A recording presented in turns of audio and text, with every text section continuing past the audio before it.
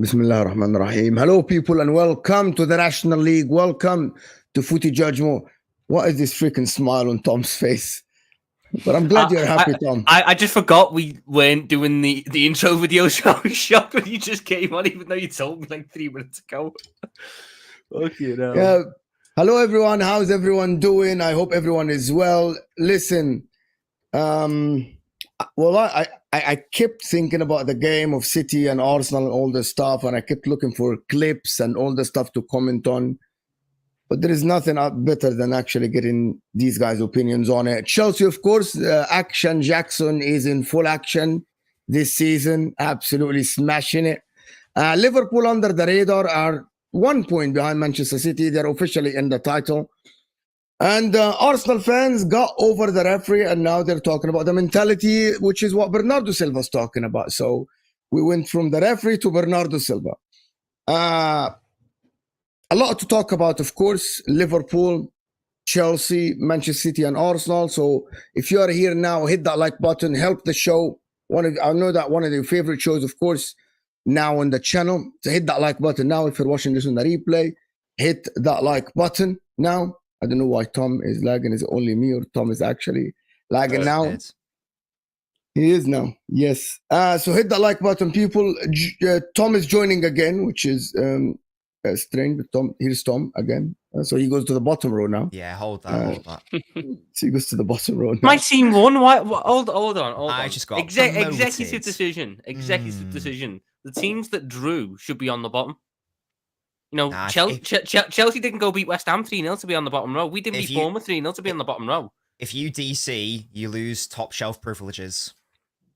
DC. Disconnect. DC. I'm back. I'm back though, aren't I? I'm not gone. Yeah, after doing what? After doing what? The verb to DC, to disconnect. Yeah, that's what I thought. I didn't realize we had the Oxford Dictionary here. Jesus Christ. That. So where do we start? We start Liverpool or Chelsea, or where do we start? Arsenal. We'll talk, of course, about all the teams, but where do we start?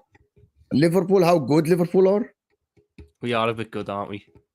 We are just a little bit good at the football thing. As long as we don't have to play Nottingham Forest, we're a really good football team, and I really like it. That was probably, for large parts, the best performance we've had under Arne Slot. What did that performance have that the Forest one didn't? Like, what were the key reasons why you were so classic? Specific, but more in the micro details. Like, why was this? Why did you batter Bournemouth? Why did you struggle against Forest for you? Bournemouth were more open for one. Bournemouth weren't a side that were gonna sit back in that block and try and stifle us. So there was the space really, but I also felt that the dynamics of the side were better. Salah knows what his job is now. Trent knows what his job is. I feel like Slot, as he's getting more and more and more into the run of things, he's getting a proper understanding of the plays, and the players understand what they want from him.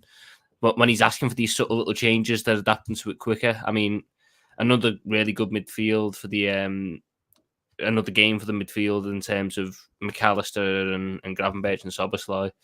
All three of them done really well again. But the biggest thing for me is the clean sheets. Last year, we were so open defensively.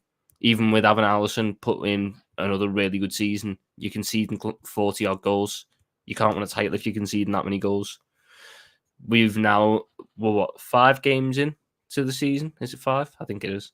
Yeah. And we've conceded 1 goal, and it was a screamer for all intents and purposes from Hudson-Odoi that on any other day might go wide, and then you're talking about Liverpool having not conceded a goal in the first 5 games, which is crazy. And that relieves so much pressure on the people up front.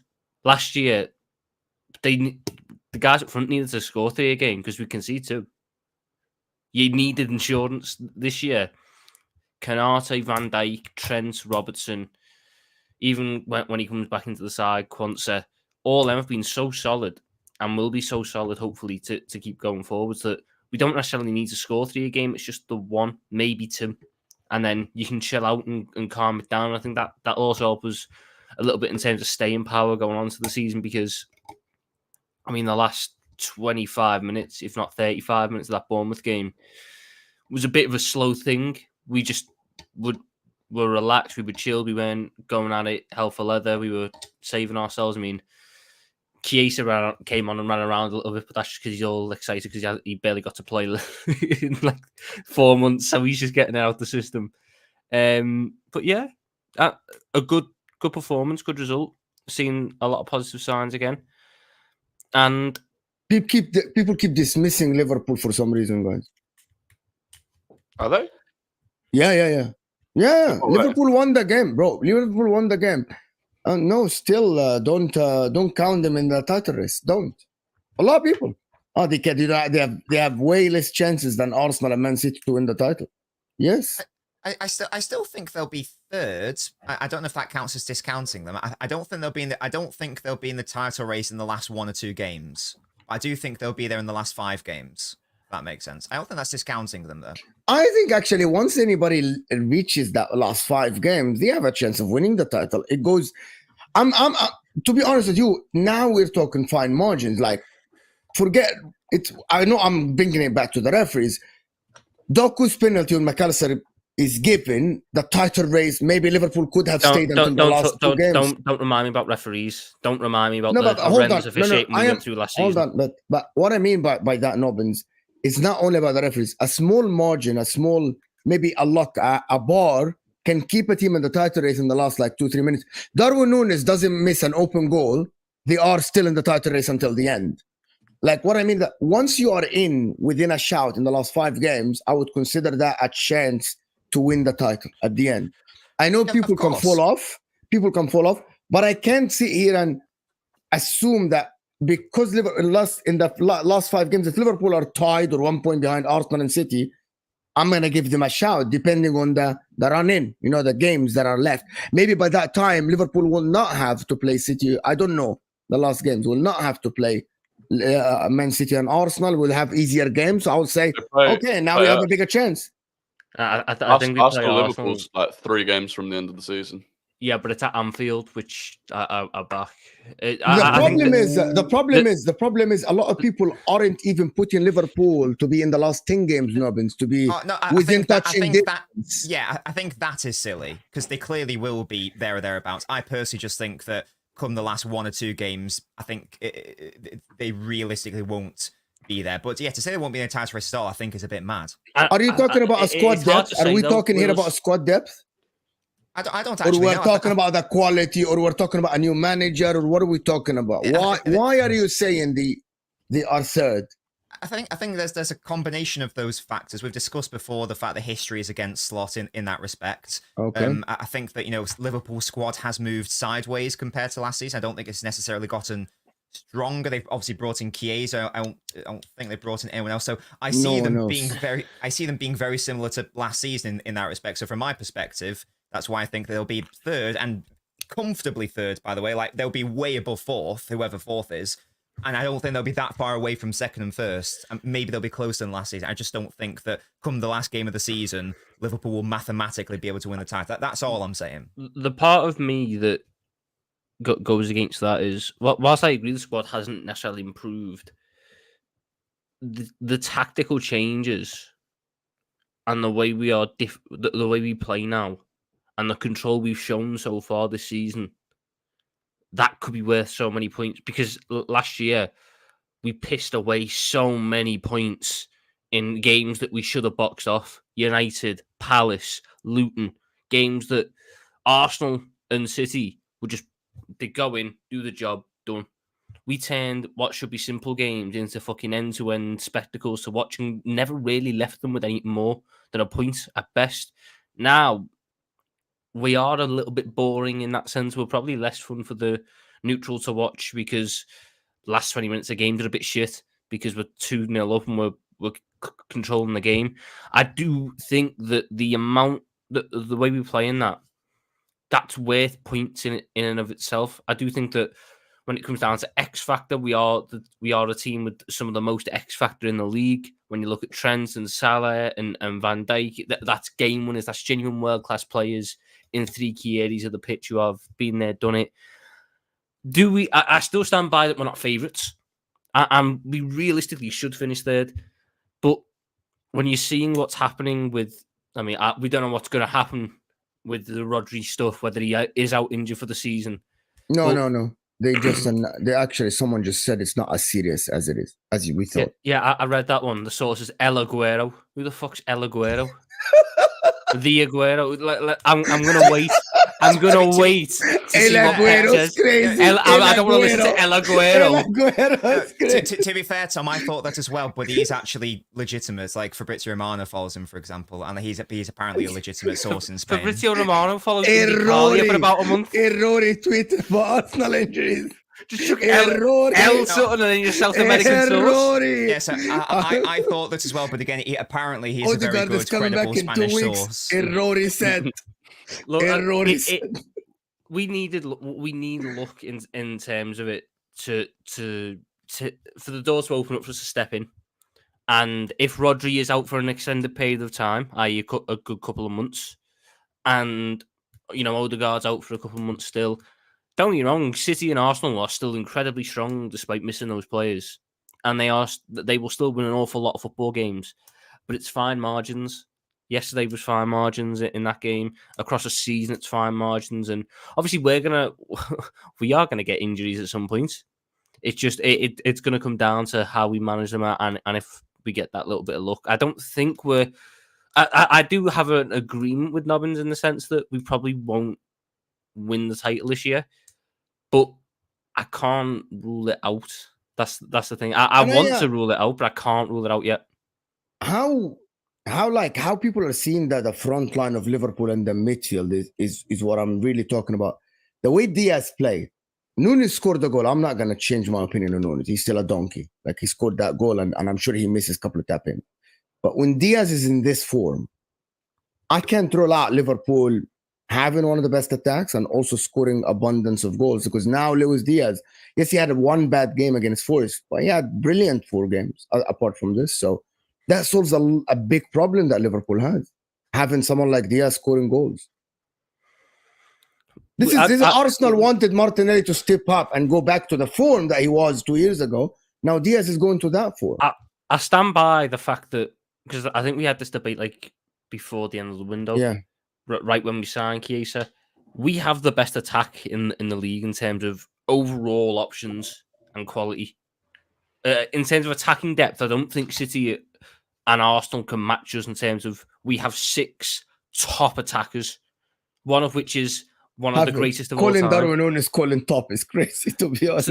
Top is a strong word for him, but everyone else I can happily include in that situation. Midfield is a different argument, but I can't fault the way Ryan Gravenberch started the season. Okay, hold on. Rory, do you see the same thing? Do you look at Liverpool and thinking their attack is the strongest in the league?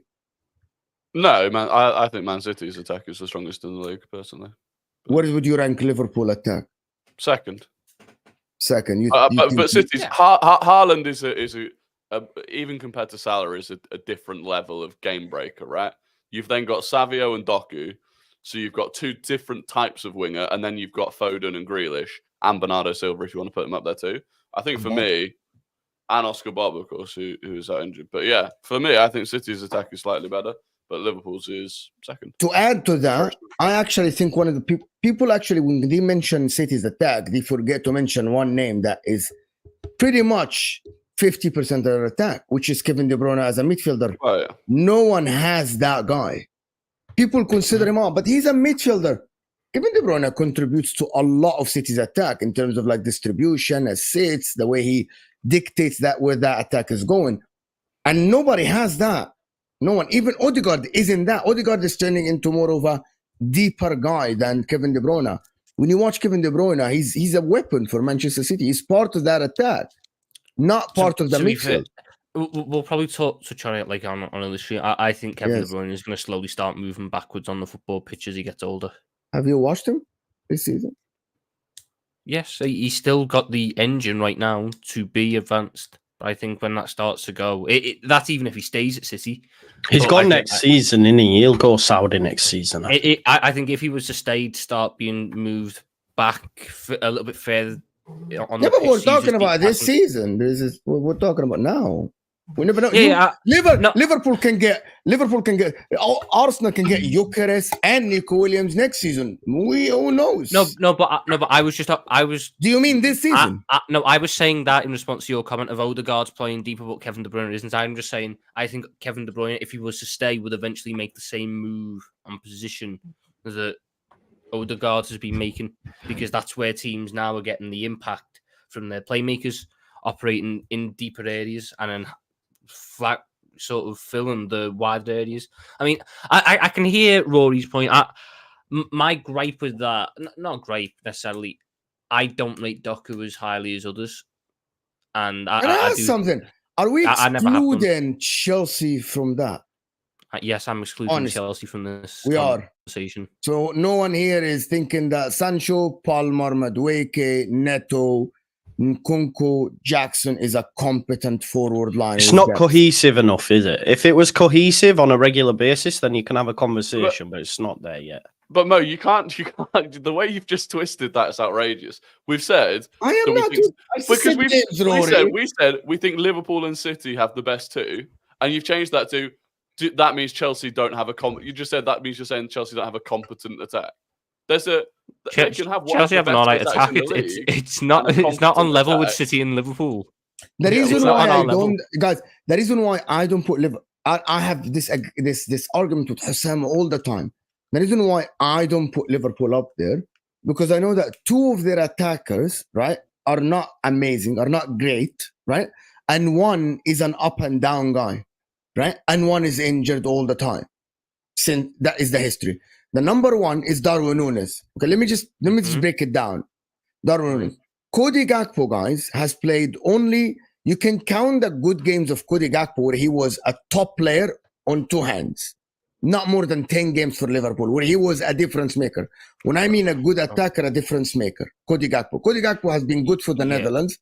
Mm-hmm. He hasn't been fantastic for Liverpool. Jota's injured. Is he part of your attacking? Or not? Yes, but he had. When we talk about Gakpo's history at Liverpool, the man has not been able to play his position. He has to spend the first 6 months. So that means you're assuming that he's good.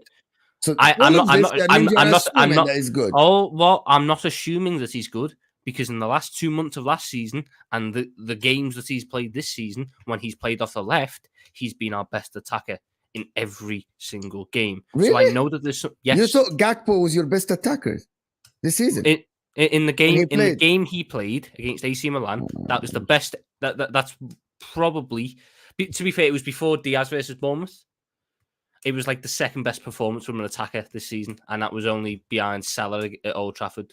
I don't think Gakpo lived up to the hype, and I don't think he's that good anyway. I thought he was good for the Netherlands. I didn't see him for Liverpool being that good.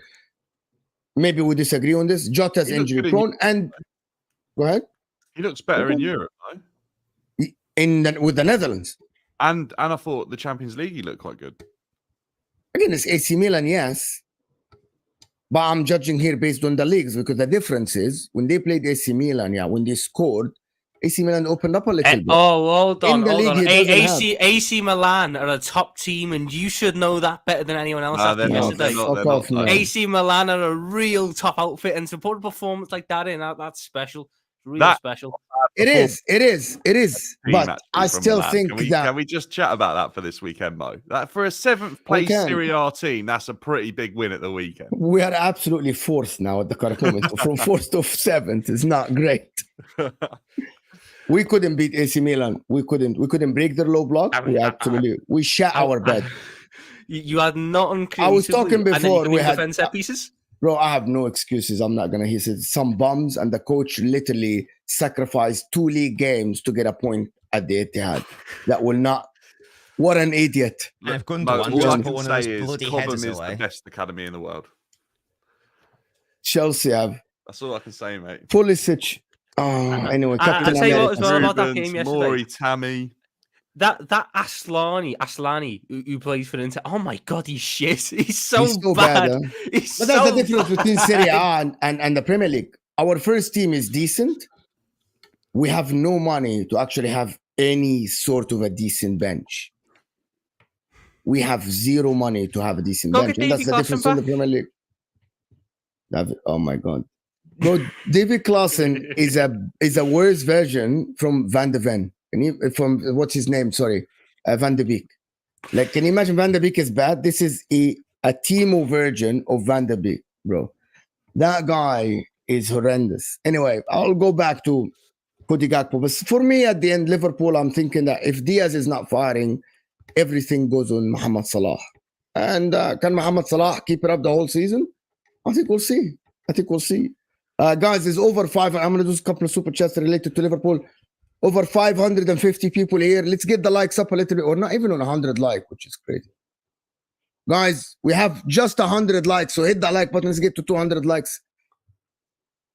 Ryan here, of course. Mr. 16. Then certain bum on this panel. He means Tom tried to tell me Szoboszlai is better than Gravenberch. What a player Grav is, the best midfielder in the league so far. I'll tell you what, you've taken any context and thrown it right out the window. Do you know when I said that? October last season. Yes, actually. And Gravenberch at that time wasn't putting in a good performance. I up until this season, up until 6 games ago, I could happily say Szoboszlai has been better than Gravenberch because Gravenberch showed me fuck all last season.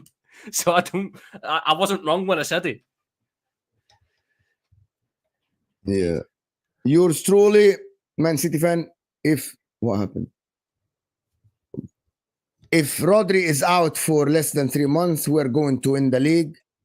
3 months is a stretch, bro. It's a long way. He's not out for 3 months. That is based on what people are saying, which is what Eddie here is saying. Initial tests on Rodri, not a serious injury.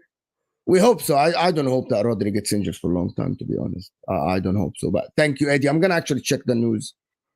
We'll see how it goes. If someone knows something, let me know. There is still issues with low blocks and complacency. Oh, you've This been is saying from the last 2 years under Klopp.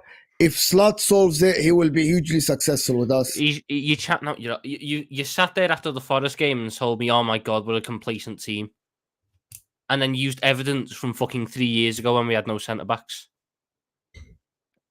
What have you seen so far this season? That's complete. With a team that has won 4 out of 5 games this season, keeping clean sheets in every single fucking win, be complacent. Because fucking now, that's complacent. Every team would want to be complacent. I'm sure Arsenal would be complacent if it was clean sheets in every fucking win. Sure, City would. It's not complacent. Get a fucking grip, man. Come on.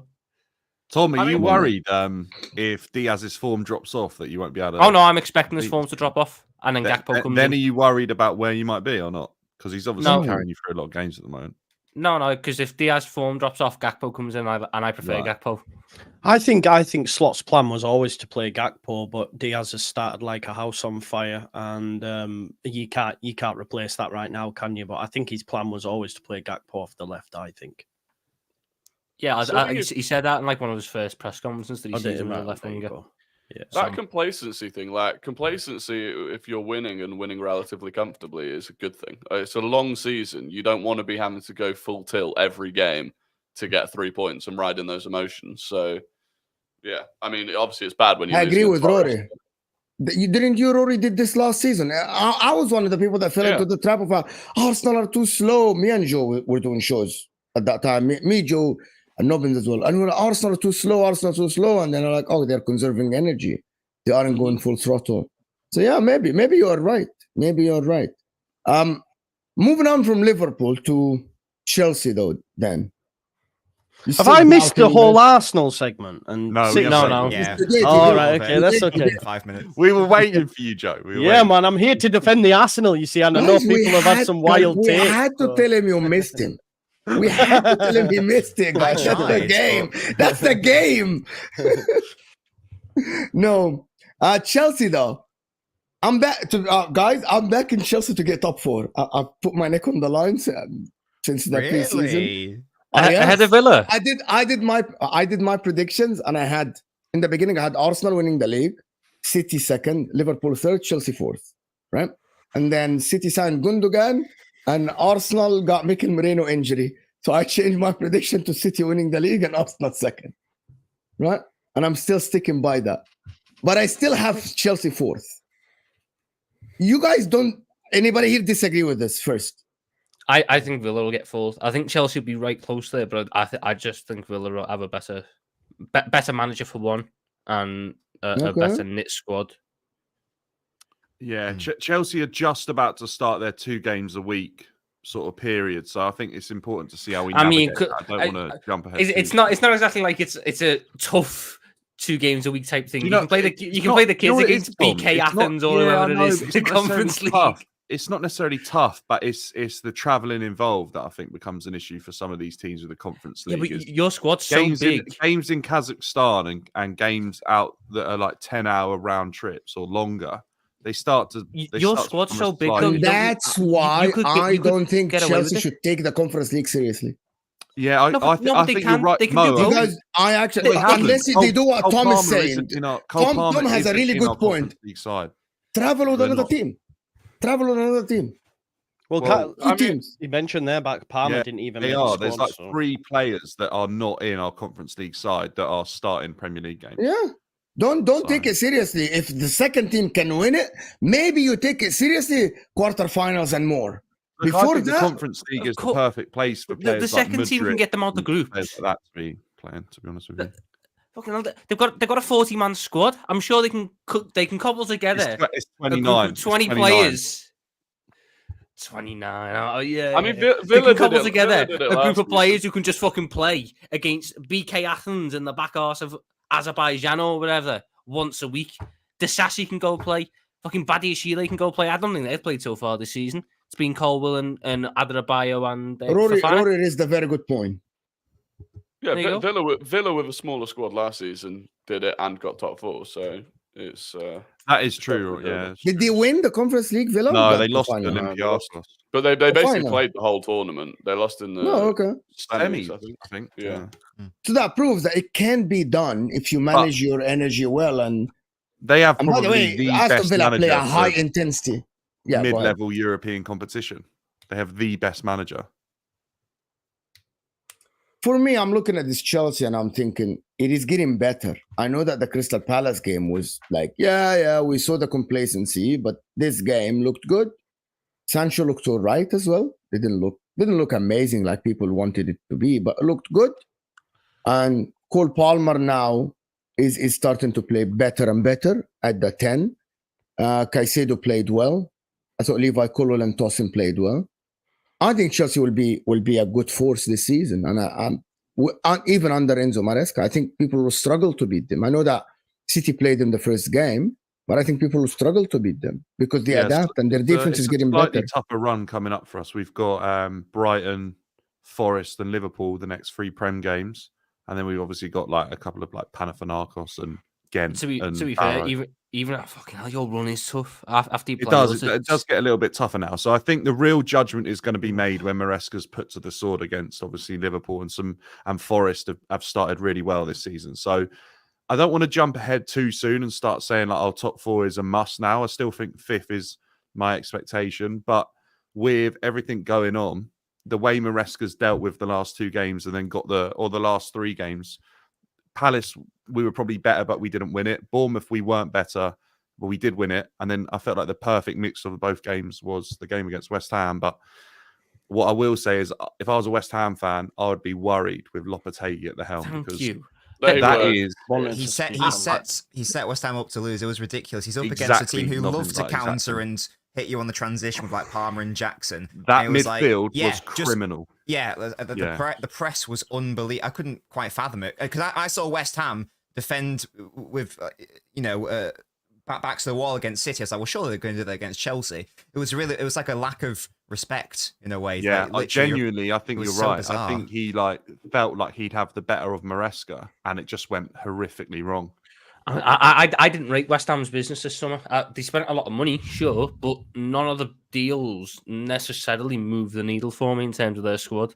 A lot of them were side-based deals or minor improvements, which ultimately doesn't do much. And then you got a manager coming in who I didn't necessarily rate anyway. I don't think he was the greatest at Wolves.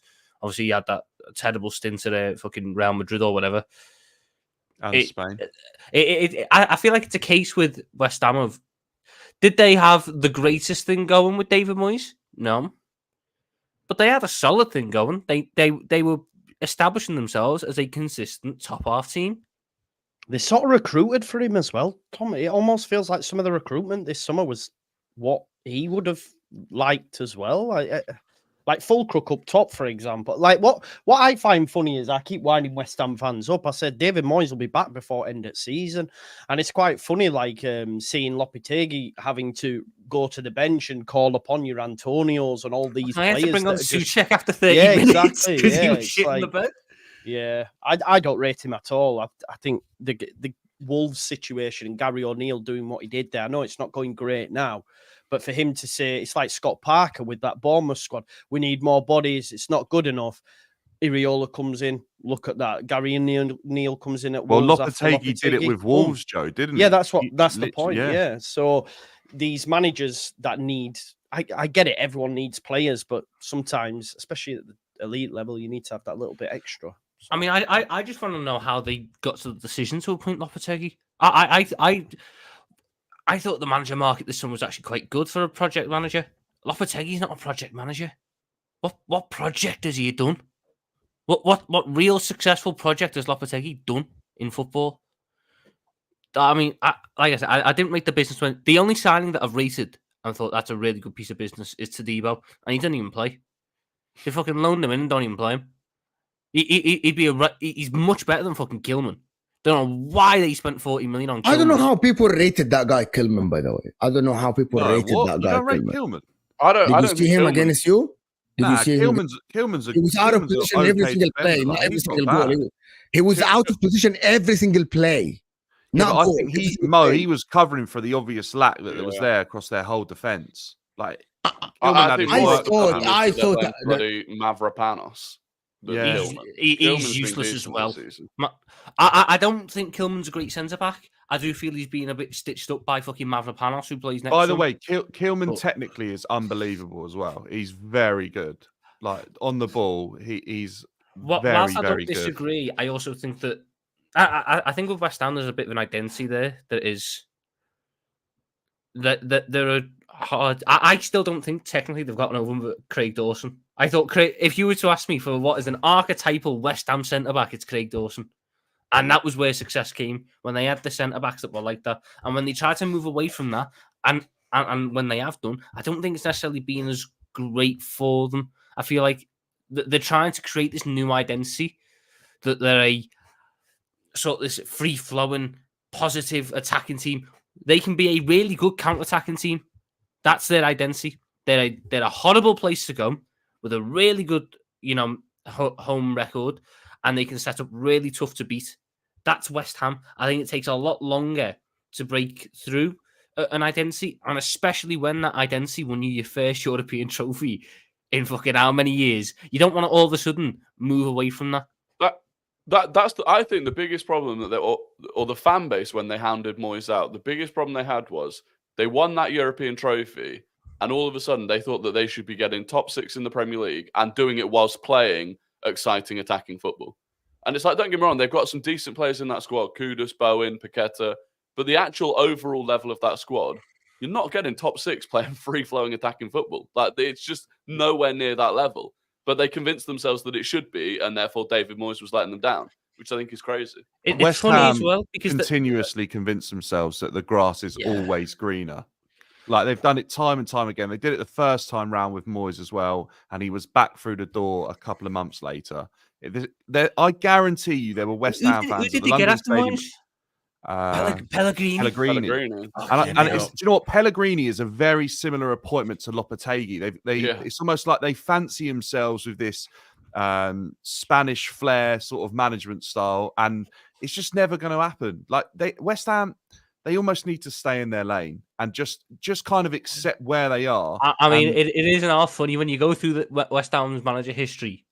You'll see they try and make an out there appointment with a manager who was either really successful at a big club or plays a nice style of football. It fucking goes wrong, and they appoint one of the fucking horsemen that just keeps teams in the league. It was fucking Zola to Allardyce, Bilic to Moyes, Pellegrini to Moyes, and now Lopetegui. Fucking Allardyce will be back in 2 years. Honestly,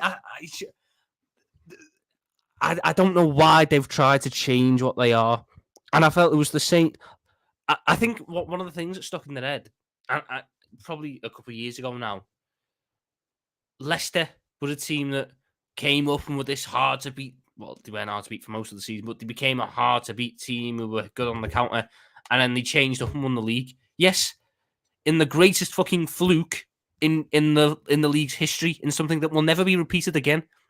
Therefore, you can't just constantly do it. You can't follow that method and do it. Everton done it, and they're fucked. Fucking. No, they're all right. They got bought today. They're all right. Oh no! Fuck. You guys are. I think all of this discussion is wrong. Man City changed, Chelsea changed. You can absolutely take your team. Because they were buying Yaya Toure and Sergio Aguero and Robin, not Somerville. Okay. But they have. Okay, hey, have a less of that on Crease. Yeah, they actually booed. Hear me out. No, they booed Lopetegui for taking him off. Yeah. Somerville was their best. They have Paqueta, who City wanted. They kept Paqueta. Okay, they have Bowen, they have Kudus, which is they are very attacking players. They bought a striker that played for Dortmund, right? He's just a number 9. I think it was within their right to try to play football that is a different brand than the David Moyes brand. I thought it was within their right to do that, right? They have Emerson on the left. It was a stupid decision. It wasn't. Maybe Lopetegui is not the guy. Do you know, maybe Lopetegui is not the guy. Maybe if they got a better coach, they would have been able to utilize these guys better.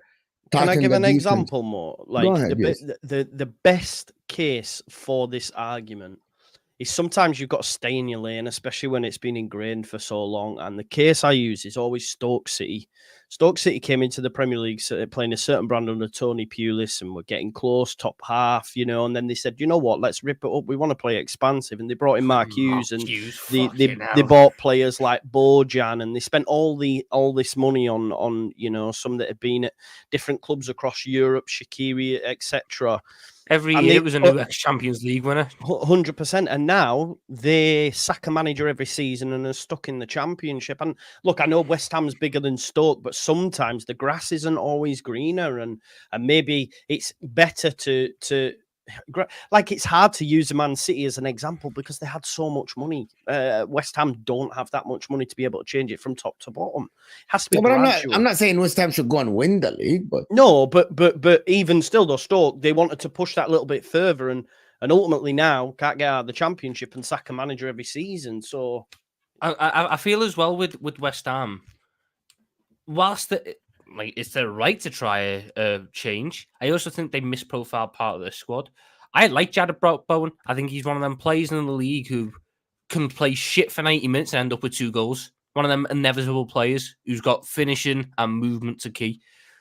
But to play a nice, free-flowing attacking system, you don't really want Jared Bowen to be your winger because he's a counter-attacking winger. That West Ham have a couple of players that could do it at a possession-based team. But then you supplement that. For every Paqueta, there's an Antonio. For every Kudus, there's a Souček, who are brick shithouses, for the lack of better term, are there to just win tackles, win duels, cause chaos, hold out for wins. The goalkeeper, I never really raced Ariola. He's a decent shot stopper. That's about it. Right back wise, they do not have any right back that can play out the back. Wan-Bissaka is a really good tackler. If they were playing the David Moyes way, Wan-Bissaka would be perfect. Yes. They're trying to ask Wan-Bissaka to be something he's not. Same goes with Wan-Bissaka to play progressive-based football. It's crazy, yes. Left back. Left back, Emerson. Emerson's not a left back for one. He's a wing back. But B, I don't think he's this great passer of the ball. He's got an hinge on him. Fulcrook would have been amazing for Moyes. Fulcrook just can't move. Fulcrook is just so unbelievably slow. Can we go back to Chelsea just before we move on to Arsenal? Tom, you went to how bad West Ham are? Do you think Chelsea were good in this game? Chelsea were good, yeah. It's not to take away from... Like, West Ham's a general problem that will keep rearing its head throughout the season. I thought Chelsea were very good in that game. I really don't want to like him, but I can't help but like Cole Palmer. I think he's a fucking sensational footballer and showed it again. Nicholas Jackson, if he's starting to add that clinicalness to his game, then I think you're going to start seeing him in some very interesting conversations, because as a striker, he's got a lot of it in the locker, and I can't necessarily knock that. I do still, and it's going to take longer than 5 games for me to lose this. I do still have concerns about the defence, especially with, I don't know if Malo Gusto's back yet, but like you were chucking a centre back at right back. Disasi at right back was mental, weren't it? In that first half, I was like, "What is going on?" And by the way, Fofana at right back wasn't the greatest. No, that was Malo Gusto needs to go back. Disasi was Bournemouth. Fofana was last game, and still, I didn't like Fofana. Disasi was Bournemouth. I just think, you know what? I thought Caicedo and Fernandes actually had a really decent game together for like the first time in a while. I don't know what it was about. Maybe it was a case of West Ham had the space there. They looked like a passable midfield partnership for a bit there. And then obviously, I do think that they have good depth options in the attack. I mean, Sancho, I thought he was all right. I think Sancho has got a job to do out on that left. It's to hold width and be a sort of wide playmaker type thing. I think I still stand by that. Even though I think he had a really good game in the 10, I'd like to see Nkunku play the 10, at least for a game or two, so I can see what it looks like in that dynamic. Because I think, I said it on Sunday when I was out. If he becomes unhappy with the situation at Chelsea, I'll be all over him.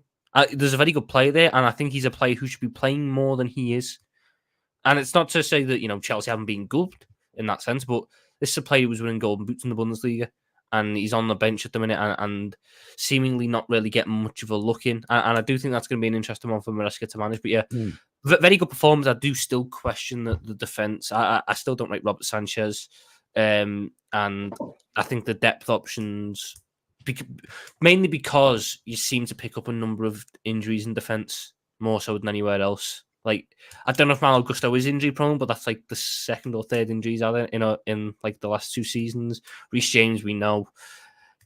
Cucurella, there's not really an option behind him. That's the worry there. Yeah. You're going to play this Renato Vega kid, or does Chilwell get back into the fold? Who knows there? Yeah. And then I do feel that once you move away from your 3 centre backs of Adebayo, Fofana and Colwill, Disasi and Badiashile aren't necessarily the greatest options. So that's the one area Chelsea I do look at. Then do you think this is sustainable? Over how long? Like, I think this could be over the season. Yeah, I think it could be. I think Maresca's learning from his mistakes, and that's the one thing I sort of questioned whether or not he'd be able to do it because I don't know much about him as a manager. And ultimately, the things that went wrong against Crystal Palace don't look like they're rearing their head again. So as long as he's learning from his mistakes and he's able to get his message across to the players, then yeah, I think they look like they're really together, and there's a sense of togetherness I didn't really see under Poch, and I definitely didn't see the speed of learning and change from Pochettino. It took. Can I ask you one last question about this? What is your best front line in your opinion? Okay, so right now I think I'd probably say as it would be like an attacking four. I think Cole Palmer on the right and Kunku in the 10, Sancho on the left, and Jackson up front. Okay, so you would still put Cole Palmer on the right side, not in the 10. I would. I think Madueke is a good player, and I think there's definitely a game there for Madueke to have, but I just think Nkunku offers a lot more quality than Madueke does. All right. Okay. Is there? I just one quick question: does Maresca see Nkunku or Felix as the backup to Jackson? Nkunku. Felix is the backup for Palmer. He already said it. So in the press conference, he said Sancho Mudryk left. I know he said it. I couldn't remember which order it was. Like Nkunku is a 9 now. I don't think Nkunku's a Chelsea 9, and in the way that Jackson is, I don't think Nkunku does that job. I think Felix is closer to doing that job. And that's what I mean, Tom. I think if you have my only worry would be the lack of pace, but I think if you had Palmer on the right and you have Sancho on the left, they're playmakers in their own right at times. I think they allow Nkunku to pick up that second striker role in the way that he's shown. You can play almost a 4-2-4, and that'll allow Fernandes to actually get forward and not be. I think there's enough. I think, and you have to remember that we spent an awful lot of money on Enzo Fernandez to be one of the creative midfielders, especially with Cucurella inverting. He was allowed to have more of a free roam against West Ham, obviously with their midfield being very poor as well. But I feel like the dynamics are just better if Palmer's out on the right. Enzo Fernandez needs to step up to another level to start showing why we spent that amount of money on him. And I think you can remove a creative 10 for someone like Nkunku if you give Enzo Fernandez that free role. But I think the dynamics, if you play Palmer out on the right and play Nkunku and Jackson or Felix together, they're so interesting because both Gusto and James are better overlapping. If they overlap, Palmer's naturally going to end up inside anyway. Sancho was actually it probably is one of his strengths is holding the width, even though he's right-footed on the left. He's really good at holding that width. Cucurella inverts, that just naturally pushes Fernandes into the positions that you want to see him in. And you might only have 2 centre-backs at the back then. And that might be the concern and why he doesn't want to do it, because it's a little bit exposed. But I think with the on the bullet shove, certainly against lower down teams, that's something that should be explored. Well, is Tom frozen? Yes. Mm-hmm. Yes. Yeah. We'll see how it goes with Chelsea. I think Chelsea will be a main player this season in this league. Big game against Brighton at home. That'll be a real test to give you. I mean, if they come through that and win well, then definitely, I think even Shut up, Don Hussam, you mate. You're out of order, bro. I thought we were cool, man. I thought we were no cool. mind. He's a swine and a fraud. Do you know what it is, man? This guy was coming on my channel when he had nobody, and now he's the big dog. He's throwing shots at me because I'm in the championship. Shit. He's out of order, man. He's out of order. Oh my God. I'm being called out. Big up everybody. We have 700 people here, so hit that like button, guys. Come on, let's get to 300 likes or 400 likes.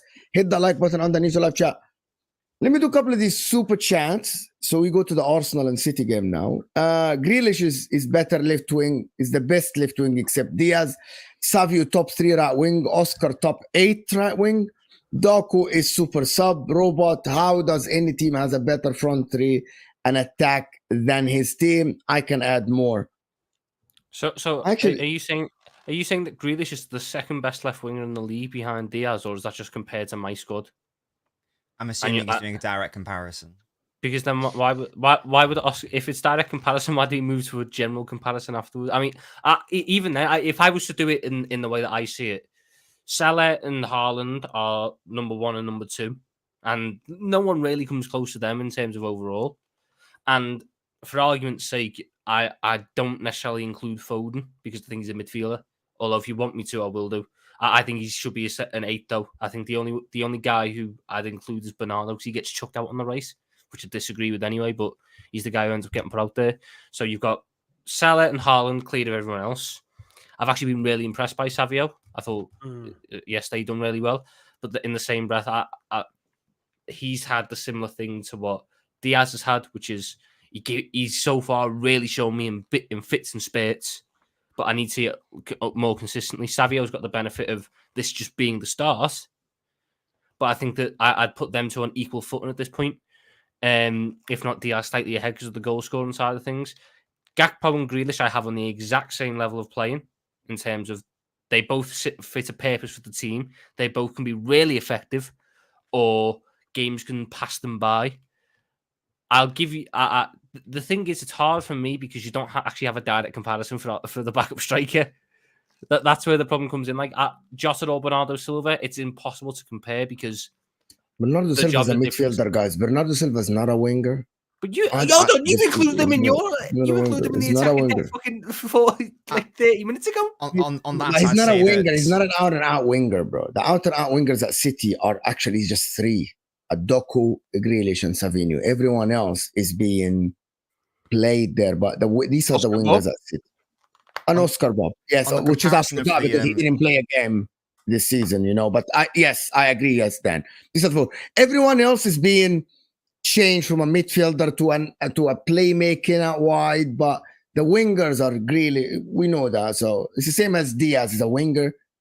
Come on, I can't put Bernardo Silva as a winger like at all. Like he's not. Then it just becomes really hard to actually compare the attacks. And it comes down to personal preference. And which is I actually don't think City's attack is similar to anyone else because their midfielders, the majority of them are actually playmakers and can be false nines, can play forwards. Like Kevin De Bruyne played false nine. Foden played false nine.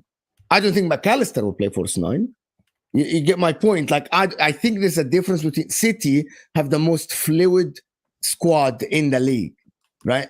And their manager utilizes players differently. So that's why it's very hard to compare the attack. I can see in one time, we see actually Bernardo, Grealish, Foden as the attack with Kevin De Bruyne behind them, for example.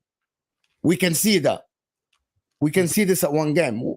Like he can do this. That is my point. Jack, how Arsenal 1 win in 4 scary, scintillating. Now we talk about the game. And Rory's frozen. Once we're about to talk about the game. I appreciate the fact that Rory's frozen at this point with this super chat. I think it's just really pertinent. I'm removing him. So, but he's gonna join again. I know. But let's talk about the game now. Can we not start? I'm gonna start with Joe, who has a wild take. Because I know what do you mean? I have a wild take. I don't have a wild take. I don't have a wild take. I just know there will be a load of wild takes on how Arsenal are poor somehow and they play, Pulis ball and all that. I seen that picture, man. We were only just talking about this the other day. I seen Arteta with his face on Tony Pulis's body. It was absolutely brilliant. But oh man, I was gutted for Arsenal. Yesterday when that goal went in from Johnny Stones. I can't lie to you because I thought they were exceptional. I mean, listen, beating Man City 2-1 at the Etihad down to 10 men's not for everybody. Leeds United did that. We managed to hold on and win that game, but hey ho, it is what it is. But no, I thought they were great, and this whole notion that they don't come to attack, they were up until the point that they were down to 10 men. I've seen takes online about Saka again, stinkers and all this. It's crazy. He's got a goal in. I don't care if it's from a set piece. At the end of the day, that corner was on the money. And do you know what I find quite laughable? Maybe Nobbins will give us an insight into this, but to take Doku off Gabriel and replace him with Walker, it just didn't make sense. If you're going to replace him with anyone, replace him with Diaz, maybe, or someone of that ilk, not Walker. I mean, I don't know what he was doing when he was playing tag with him, but he got absolutely, left for dead. I was really impressed. And I know Arsenal fans are coming around to this thing that, the referees always hate us and stuff. And obviously, there'll be opinions on that. But look, Trossard kicked the ball away. He was an idiot. for doing that, especially when you consider what happened with Rice just weeks before. An absolute bozo, because I think 11v11, what a game. I mean, it was a great game anyway, even though they were down to 10 men. I still enjoyed the spectacle, but I think Arsenal still could have got something from that game and maybe took 3 points with 11v11. I was really impressed. And yeah, do you know what I loved the most? Unlike the Liverpool City thing, these two teams really dislike each other. And it's got that little bit of needle. And I've missed that. I've missed that as a fan, as a neutral watching the games, because Liverpool City, it was very nicey. There was a lot of respect even between the fans, but I just feel because Arsenal maybe are disliked by a lot of rival fans. And then also you've got some characters within that team as well. I just think, it took me back to a bygone era, actually. Like when Haaland just ran in and went bang, smashed into him.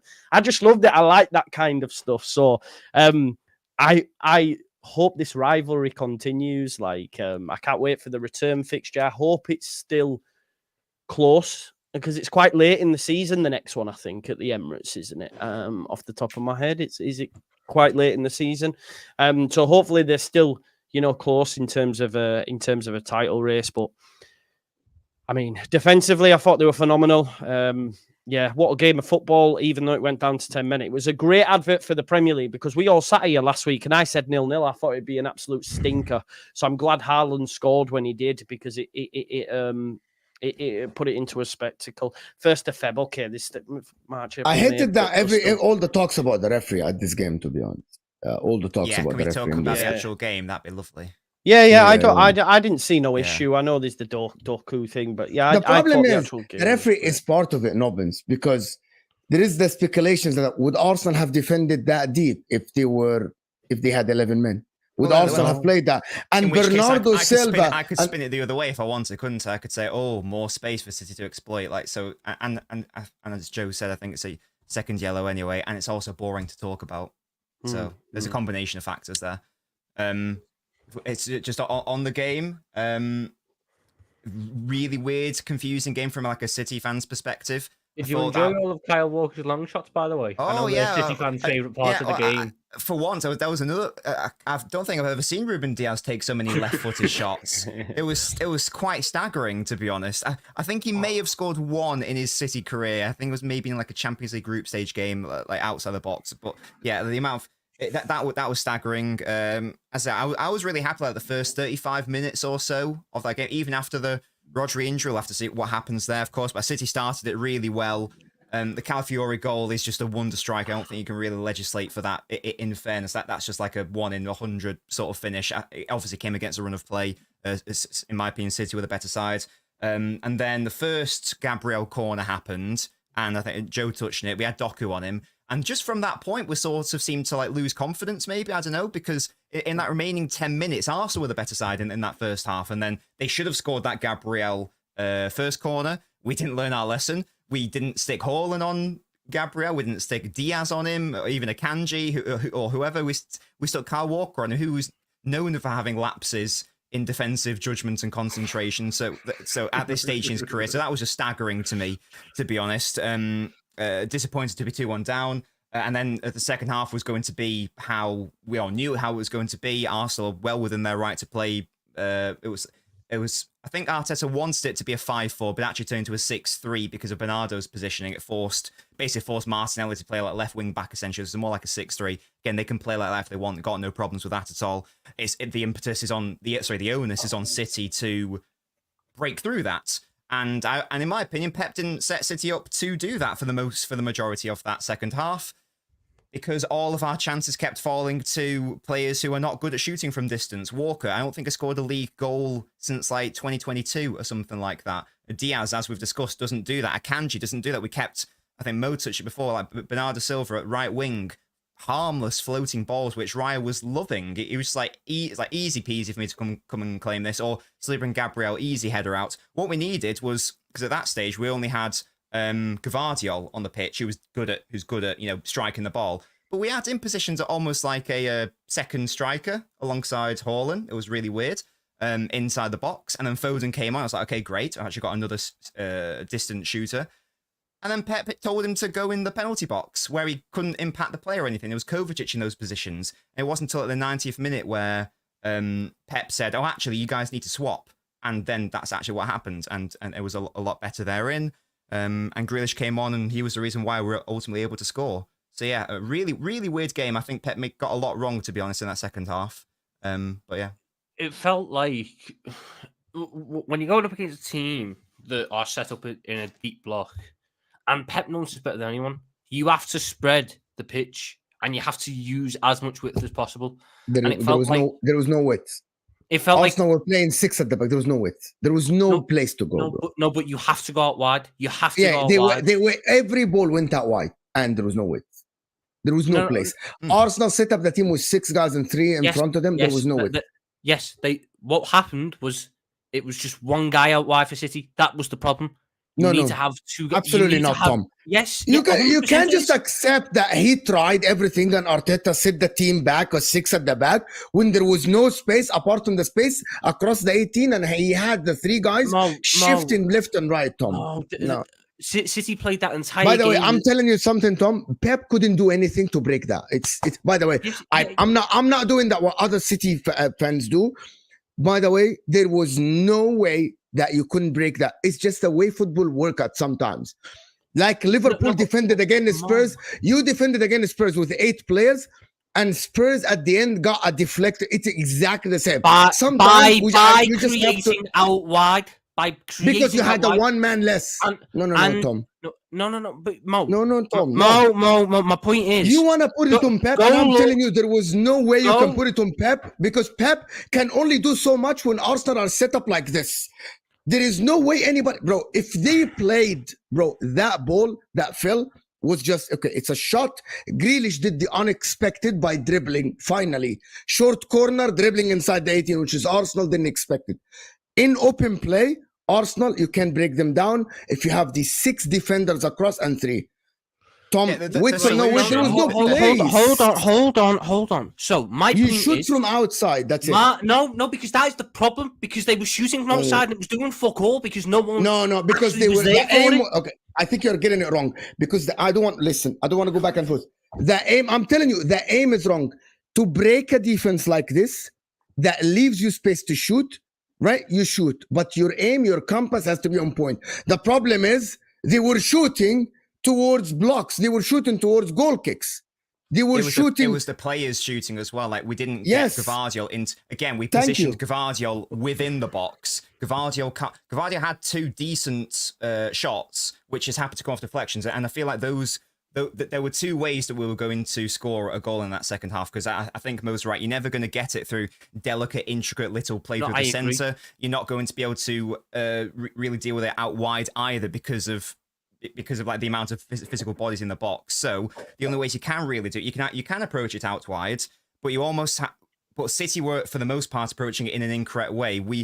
Because we were doing floaters, what we had to do was do what Grealish did, where you run and a quick ball low into the box, because not even really to hit a City player, to maybe get a deflection. Out wide, in behind that defence, hit it across, because you know what it was? Low and fast. But both of obviously the goal came from a nice little 1-2 that Grealish played outside, out on the left, got inside, and then Saliba had to come across and make a last-ditch block. The Haaland chance, the header that he had, that came from a nice little play out wide, which opened up the space for a dangerous. I think was it Bernardo? No, it wasn't Bernardo. Someone put in a whipped cross. Haaland got the jump on Saliba and nearly scored.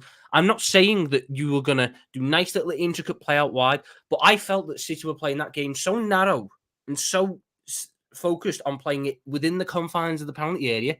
I felt if they were able to get Doku and Grealish, I personally felt that they should have sacrificed the defender pretty early on, because you kind of knew that Arsenal weren't going to attack. So then they should have had 2 guys out left, 2 guys out right.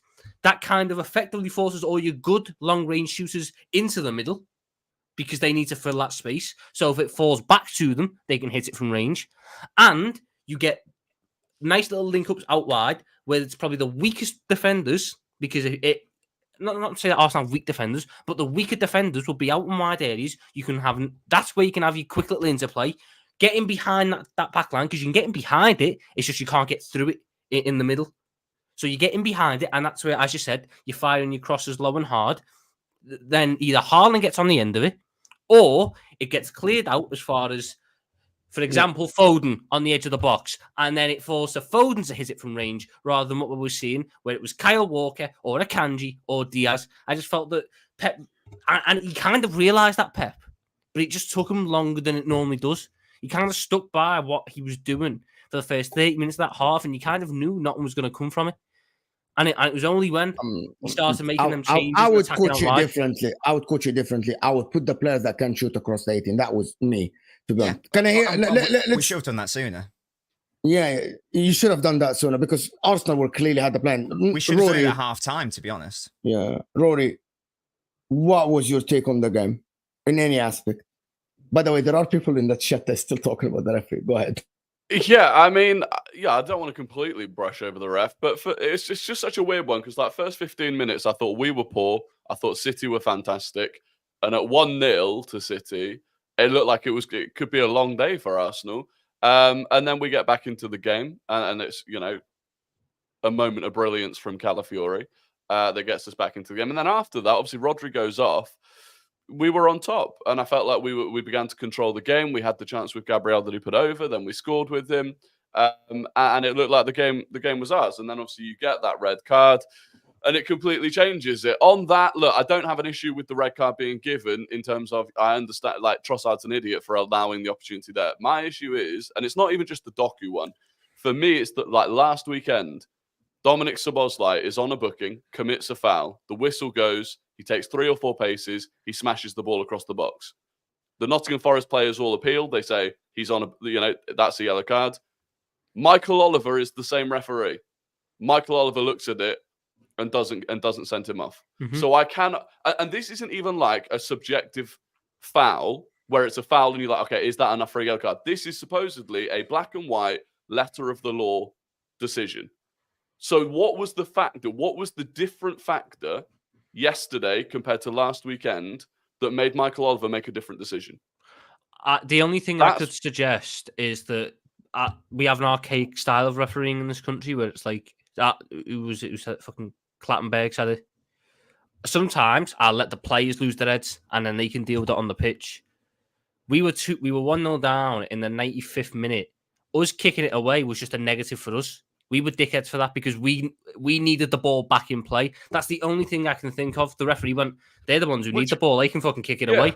Which, by the way, I don't think Szoboszlai getting sent off last weekend would have been ridiculous, and I don't think he should be. But my issue is that when they turn around to Arsenal and say, but it's the letter of the law. Like, it's not written into the letter of the law that if you're losing and you do it, you don't get a yellow card for it. That's not the letter of the law. So you can't keep saying it's the letter of the law.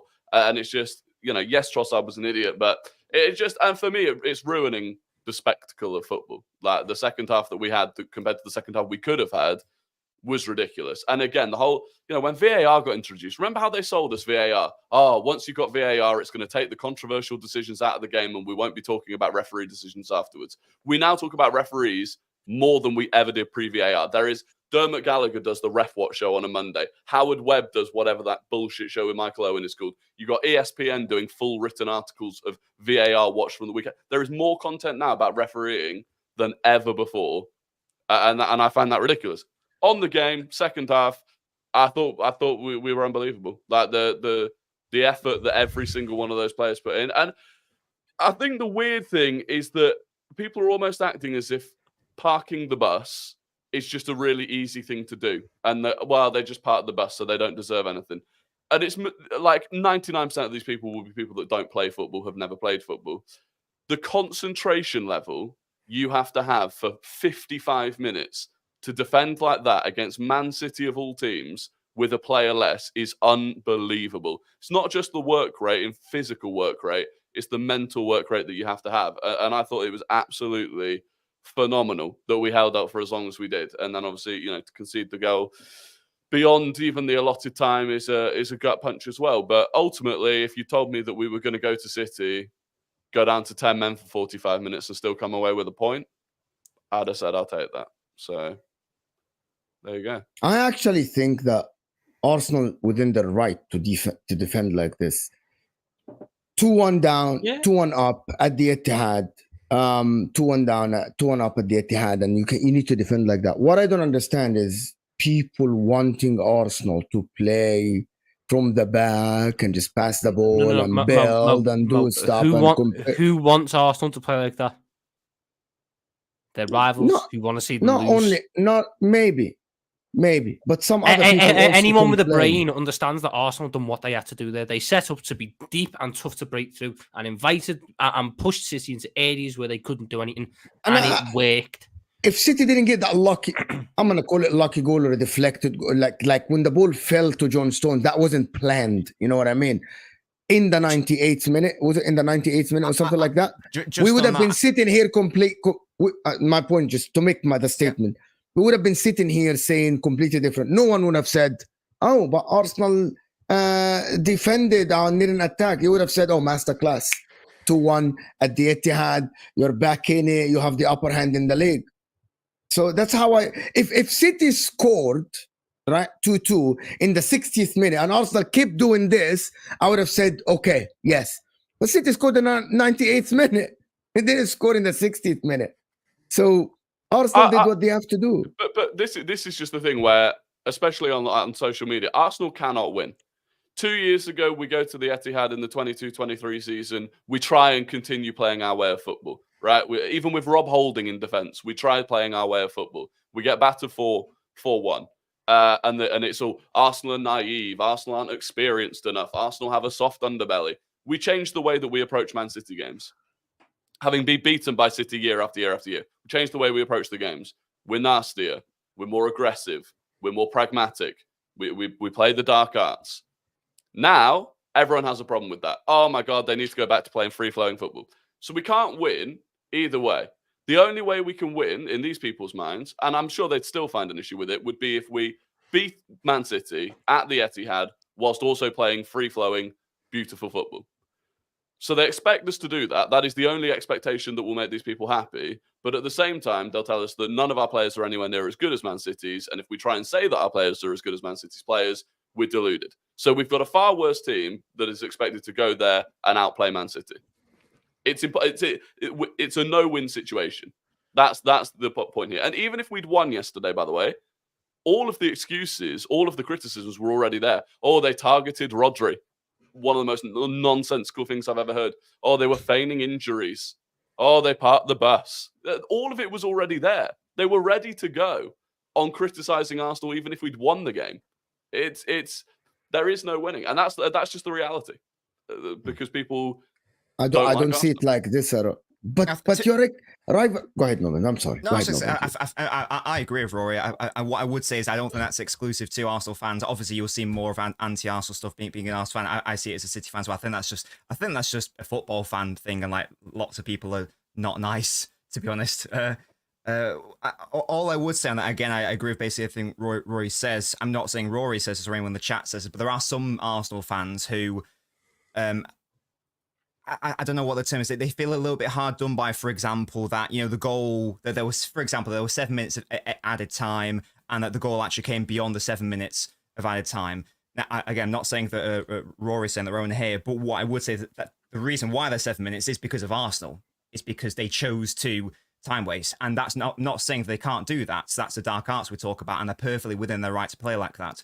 But again, I'm not talking about anyone here, but there are some fans who are applauding these dark arts, for example, time wasting on one hand, and then on the other are complaining about the extended, you know, the amount of additional time. And it's like, well, you can't have your cake and eat it. It's one or the other. You can do the dark arts, and it's absolutely fine, time waste, but with that, you have to have the consequence of, well, there's therefore going to be a lot of additional time. And the reason why there was 7 minutes was because of all the players having cramp, stoppages, time wasting, etc.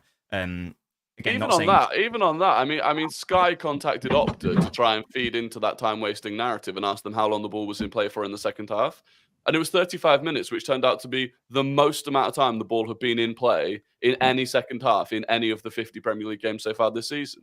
So again, How do you then justify 7 minutes of added time, which is more than the added time we see in most of those games? Well, 4.5 at least, and I counted it. I rewatched the second half. 4.5 minutes, I can literally attest to Arsenal players being on the floor alone. That's not including Raya taking 20 seconds every single time he gets the ball when the official rule is 6 seconds. That's not taking into account Raya taking 30 seconds every single time. That's not taking into account Declan Rice literally being booked for time wasting. That's not taking into account the fact that also all the substitutions happen. But these are things that happen in every game. Of course, but that's what that's what stoppage time is for. This is why we have stoppage time. It exists. But so the point is, though, if the ball was in play more in that half than in any second half in any of the 50 Premier League games so far this season. I've just told you that 4.5 minutes was purely Arsenal players being on the floor. So are we saying that in every other Premier League game so far this season where there haven't been 7 minutes of injury time, all of those were under given their injury time because the ball was in play for even less time in every single other Premier League game? I've no idea about other games, but literally what I will say it again, 4.5 minutes, 2 minutes, Raya on the floor.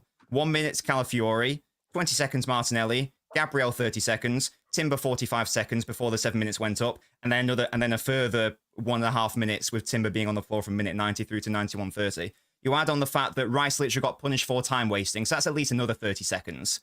Let's call that 5 minutes. Take into account all the substitutions, that's at least another minute, 6 minutes. And then again, the point of Raya taking however long every single time he got the ball. Literally from 46 minutes, he's doing the thing keepers normally do in the 90th minute, where they claim the ball and they go to the floor. Again, the letter of the law is that the keeper has 6 seconds to release the ball. Raya was averaging 20 seconds. So and that happened at least 10 times. You add all that up, it's Arsenal are fortunate it wasn't more like 9 or 10 minutes, to be honest. Like 7 minutes was, again, based on the actual stoppages, a low amount. Okay, well, we'll agree to disagree. Also, people saying feigning injuries. Rodri set the tone feigning injuries in the first second of the game when he tried to get Havertz sent off by faking an injury. So, be consistent at least. If you're going to criticise Arsenal for it, criticise. I'm not criticizing. No, not you, Nobbins. I'm talking about the bloody comment. I love the needle. They can't stand each other. Well, I do like that. The fact that, and I do think City players are a little bit rattled by Arsenal at this point. And understand. Oh, they are 100%. Yeah, people will say, "Oh, they've won 4 leagues in a row. They don't care," but they do care because they've gone 4 games in a row without beating an Arsenal. And when you're used to beating everyone, even when your league rival in Liverpool, you're used to beating them at least once a season. Still, the fact that they can't beat Arsenal at the moment, I think is frustrating them. And what? I don't know how Arsenal fans can think that City fans are rattled when they won 4 leagues in a row. Record against City. No, Rory's not saying the fans. Rory's saying maybe I misunderstood what Rory said. Go ahead. I said Rory the players are rattled. Yeah. And you look at Haaland towards the end of the game, completely lost his head. You look at the comments after the game, Akanji, Bernardo, half the squad have seemingly done an interview today about what they thought about the game, which I don't think you normally see. Haaland, even after the game, giving it to Arteta and Gabriel Jesus. Pep Guardiola kicking through his chair when we scored our first goal. I think there's, I do. And it's natural. They have an elite winning mentality. And they're not winning games against Arsenal at the moment. And I think they are frustrated by that. I think that might be positive, to be honest. I think from my perspective, I'd hope that would spur City players on because, and it hasn't been an issue for the past couple of seasons, but like in the treble winning gear, for example, it got to January and Pep said, I don't recognize my players. He questioned the mentality and he questioned the drive. So actually, I hope that my players are, whatever words you want to use, rattled or frustrated, or they feel like it's a genuine rivalry. I would hope that would spur them on to go, right, we can't let these win. I want my players to hate Arsenal players. I want them to get annoyed and frustrated. I want them to get annoyed at their antics, because then they go, right, we're not going to let these beat us to this title. We're not going to let them stop us winning 5 in a row. That's how I'd hope our players funnel that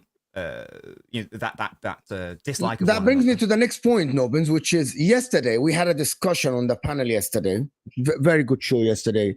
Very, very good show. Its opinions differ.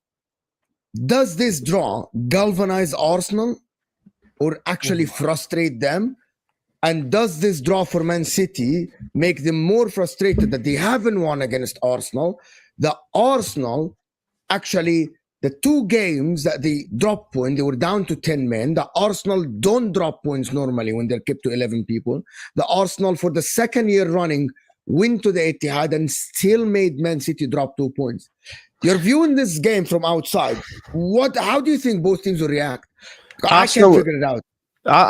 It's a loss for Arsenal. It feels like a loss. When they come off that pitch, it feels like a loss. Now, of course, in the cold light of day, in a week's time, they might look at it differently. But them plays, you can't tell me in the 98th, 99th minute, it didn't feel like a loss. You seen what they were like at the end. They were crestfallen, man. So, it's like a bit like what more can we do? I don't know. I'm no player, obviously, but I can't help but think they'd be like, it felt like a loss. Like City, that felt like a win. You know what I mean? We've seen how they celebrated, Haaland throwing the ball off the head. They were buzzing. For me, if you're an Arsenal player, that's a loss, man. Or at least it feels like it. Both teams will be, but I reckon it'll still just push both teams on. Both managers will take it in their own ways. I'm sure, like Rory said, Arteta will be talking about, they look rattled by us, this, that, the other. Pep will be going, look, we can get it done, this is that. These are both top managers with a group of top players who know exactly what it takes to push the teams on, and they'll find the way to do that from this game. I just think it's going to make for a incredibly interesting return fixture. I think that's going to be one of the most. I really want City to go down fixtures. to 10 men to see how it's going to work out. Genuinely, by the way, I want City to be up 1-0, right? And I want them to go down to 10 men to see how against they Arsenal. react against Arsenal. Yeah. Right. Just for the sake of content, you got my point. I want to see how it's gonna play out for Manchester City, because a lot of people. Because yesterday we will never defend. We will never fall back to protect the lead. The one thing, and I know that Pep wouldn't do this, Nobbins. Because Nobbins is about to leave. I know that Pep wouldn't do that, but sometimes you're forced to do that. You're just forced. There is no other way to win a game of football other than doing this. Otherwise, you'll be open against an opposition. You will lose more. I mean, literally, I was seeing screenshots of that ridiculous high line that Spurs played against Chelsea when they were down to 10 men, and going, I'm so glad that my team plays this way. You lost the game 4-1, idiot. Like, to be fair, though, what I will say, are you a moron? Can I get guys? Because Nobbins about to. Can I get Nobbins' opinion? Yes. If there is super chats directed to Nobbins, thank you, Nobbins, for pointing that out. Nobbins, have some shame. I used to respect you. I don't know what Nobbins have said that is wrong. I don't know. I will give you, because someone said in the chat, Nobbins did not count it. I will literally give you the timestamps if you would like. Raya 63.50 to 65.50. Calafiori 71.45 to 72.45. Martinelli 84.42 to 85.02. Gabriel 88.40 through to 89.10. Timber 89.15 through to 90, and then 90 through to 91.30. Again, in that first half, 4.5 minutes purely from players getting cramp or getting a genuine injury in the case of Timber and Calafiori. Add on all the other stuff. That's why there was at least 7 minutes. All right. Another one. This super chat is for Nobbins. Is very, very, very few City fans with an actual objective brain. Rory 100% right about Arsenal on SM. I don't know SM. About Smith machine. Smith machine. I don't know what SM is. Olisa. SM. But no, listen, I have to say, Nobbins is always an objective panelist. This is why this is called the Rational League. Always. But opinions differ. People have to accept it. Their opinions differ. We're not going to agree on everything. This is what we have to live with. But big up everybody. There are other super chats, but I just wanted to go back. I know that Nobbins has to go now. So big up Nobbins for being here. Guys, Nobbins channel, El Nobbins. An Arsenal versus Man City analysis is coming up. I know that for sure, Nobbins, right? I know that for sure. It's coming up soon. You'll like it because I'll be talking about your favorite player, Jack Grealish. Oh my God, he took risks. I said that Jack Grealish would change the game. Can I make a request to the El Nobbins YouTube channel? Yes. Yeah. You said that you're going to be doing more games than just Arsenal games, than just City games. Sorry, this season. Is there any chance you could do an Inter Milan versus AC Milan review and tell me just exactly how Inter Milan lost that game? I'd see Mo's video on that. I want to see Mo's. I did a watch along. You just need to watch the last 10 minutes of Mo's watch along. Wait till Sam sent the Allow crew to watch him. Freaking on Sam sent everybody played my watch along when Al instead of talking about City and Arsenal.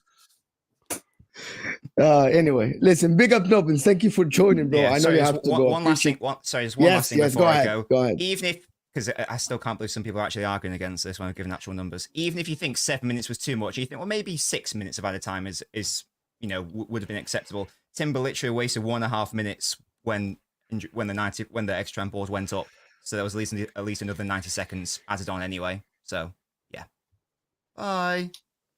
See you, Nobbins. Going back again, we can't go back from the referee thing. It's too much. Rory, do you think this galvanizes Arsenal this season? Yeah, I think so.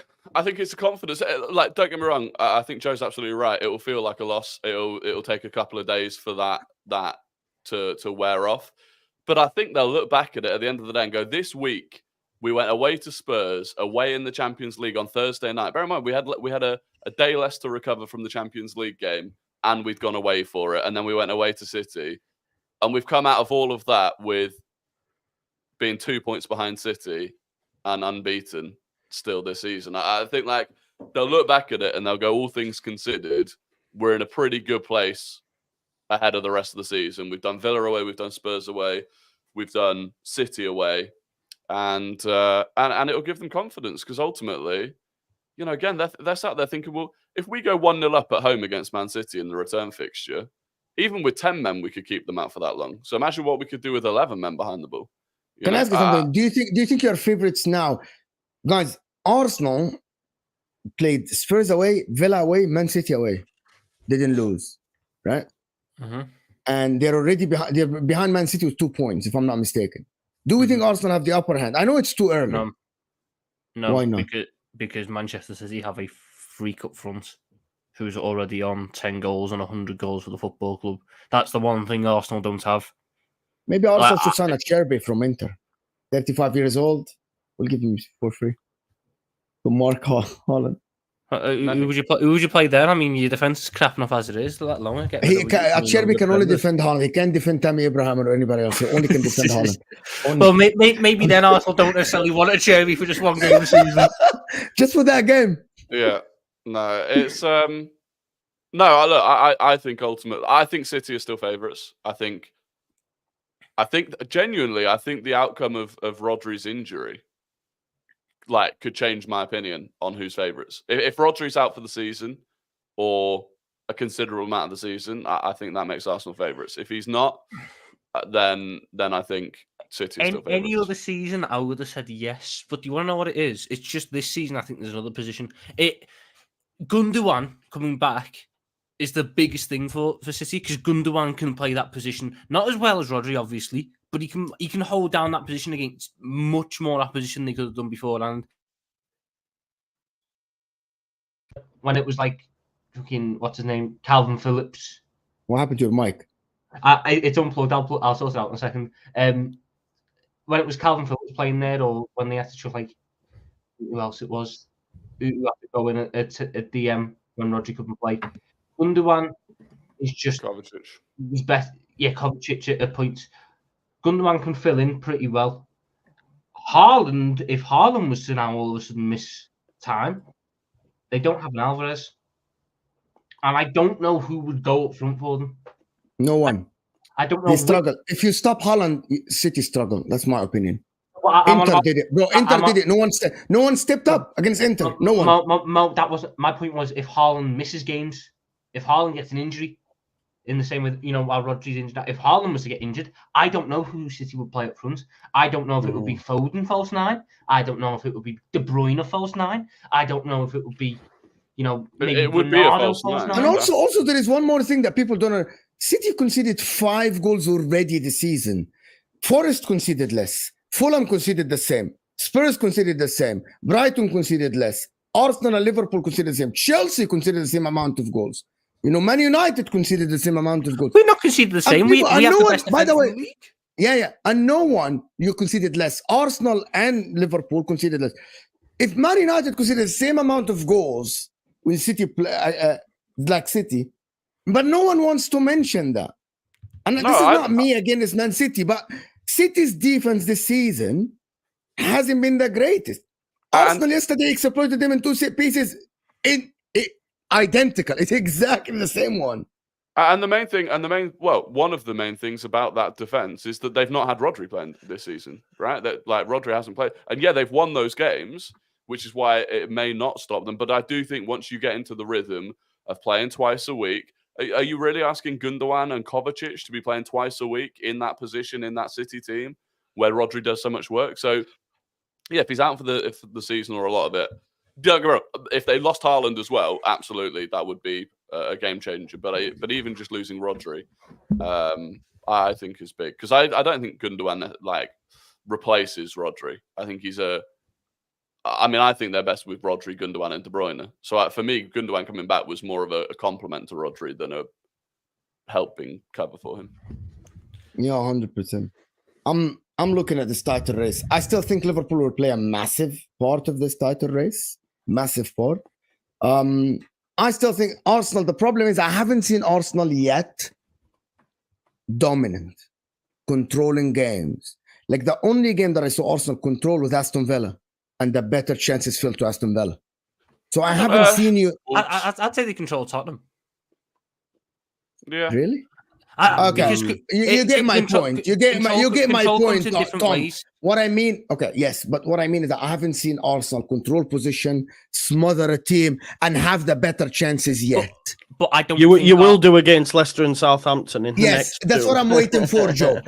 I am waiting to see that. I'm waiting to see Arsenal now go and smash the Leicester opposition. They're both championship teams last season. But also. Give us a few games where we've got 11 men on the pitch and we've got a decent starting 11. Genuinely, maybe just stop kicking the ball away then. Maybe just stop kicking the ball away. You get to keep 11 men on the pitch. You know, I had this. Martin is in the chat. Martin was on the panel yesterday, and I said it's going to sound very controversial. I said that 2-3 years ago. I was doing shows with Tom, none of you guys, to be honest. And I said on the Football Terrace, I didn't have my own channel then. I said that Arteta's energy transfers to the players. Arteta jumps up and down, always complain. And I feel Arsenal players are always on the edge. All of them. They're nervous all the time. I hear Jurgen Klopp used to do the same. And some of the times Liverpool players were nervous as well. But I'm feeling that Arteta's energy on the sideline is transferred to... I am convinced that Trossard kicked that ball from frustration that the foul was against him, that the referee whistled. My concern is as well, Mo, is whether Arteta is having that full and frank conversation with his team, or he's also in the background feeling aggrieved by it when really he should be saying, do you know what? That's twice we've done this now. What the hell are we doing? But I have a feeling Arteta's going, they're out to, do you know what I mean? That siege mentality, but it's actually costing games. It's against us. The world is against us. He's going in the media. Like, I get Roy Keane doesn't like Arsenal and everything, but he said something. He said, you complained last game about us. How about this time? Just say that my player made a mistake, but we were great in this game. We defended heroically. We showed the world what we can do, blah, blah, blah. My point about this, it's all, as people complain, it is speculations. It is speculation. That's why we're here. I don't know the facts. Like, I'm not in the dressing room, nor is Rory. Even Rory's not. Like, we're not. All we can do here is analyze what we see in front of us, which is a manager is very nervous on the touchline, always on the touchline complaining and doing this and that. We used to say the same about Jurgen Klopp. And we see players on the pitch nervous. We see players nervous on the pitch, which, by the way, it can go both ways. Can I add something? Yesterday, Man City players, because of the energy of Pep Guardiola on the side, Erling Haaland, by the way, should have had a yellow card or a red card. You cannot throw a ball to someone's head. And I don't know how that went by the VAR, by the way. You cannot throw the ball to someone's head. Hilarious, actually. Hilarious and funny. But again, by the letter of the law, that is a violent conduct, by the way. You do not throw... Oh, yes, it is. Maybe. Guys, hold on. You cannot throw the ball to someone's face or head outside of the play. What are we doing here? He technically threw it at his shirt. Didn't realize where his head was. Come on now. But you get my point. And no one's spoken about that. That a player, he completely lost his head. He wanted to fight Erling Haaland yesterday. From the first minute, he wanted to fight. And that is from Pep Guardiola on the sideline being nervous. And because I played football and I know when my manager is nervous, I used to be nervous. I used to think that everyone is against me. Everyone is against me. That's why people say. I don't think that's why. I think what sets. So why do you think Arsenal players are that nervous on the pitch? There, I don't think Arsenal players are nervous. I think the reason that game was so tetchy yesterday, partly because of it, but also in the first 5 seconds, Havertz absolutely classes into Rodri. And that sets everyone off inside the first 5 seconds. I don't think it's not anything important. Rodri. I'm not having this ball. Rodri is not even looking at where the ball. Havertz is chasing the ball down. Rodri is facing away from where the ball is, sees Havertz coming and jockeys him and moves into his path. And Havertz rightly bashes him out of the way. Thomas Partey did exactly the same after they scored the second goal. And Haaland battered him. Exactly. Yeah, and everyone clips that up and goes, "Oh, Haaland, I love it. Oh, he's such a shithouse. Oh, good old Haaland." I don't have any. No. I actually. By the way, every team does this. By the way, the exact same people are going, "Oh, they've targeted Rodri. They wanted to injure Rodri from the very first second. Look at them. It's insane. I'm not being gaslit into thinking that they were two different things. No, they're the same exact thing. And by the way, every team, I'm sure Leeds do this. When the kickoff goes long, a player blocks the player that is going to the goalkeeper. It happens all the time. Yeah. And by the way, people clatter into each other. Yeah. By the way, Partey stood straight back up. Rodri spent 2 minutes on the ground trying to get Havertz sent off. So I love this needle. I can't lie to you. I like it. I didn't like the love between Liverpool and Man City. Oh, they're great. Awful. You are great. Oh, you are Even better. now, No, They're you're like better. high-fiving each other. Yeah, bro. Oh my God. I live for this, bro. Bernardo Silva coming out talking about why he preferred. Am I back? Bernardo Silva talking about why he preferred the. No, he's going. Oh my God. I can finish. By the way, Bernardo Silva coming out and talking about why he preferred playing Liverpool because Liverpool were a team that had won stuff and played the right way compared to Arsenal, according to him. By the way, I am telling you again, that Bernardo Silva thing is an uneducated talk about football. It's funny as well because Liverpool fans, we actually. Most City players is not really a problem with. We all fucking hate Bernardo Silva. Everyone in the world, bro, apart from City fans, which is, I get it. I had these players at my club. Everyone has that player that everyone hates, right? But you love him to be at your club. Listen, that Bernardo Silva talk, again, it is... I don't know why would he say that. Arsenal didn't come to win. They were 2-1 up, you mug. Literally, they were 2-1 up. Also, you would assume that Liverpool used to regularly go to the Etihad and win the games. But they never did. Liverpool literally never went to the Etihad and won in the Premier League in the 9 years. So it's like, so they went with the objective of winning. Was there? Not at the Etihad in the league. Yeah, we did. Very first time we went to the Etihad, we won 4-1.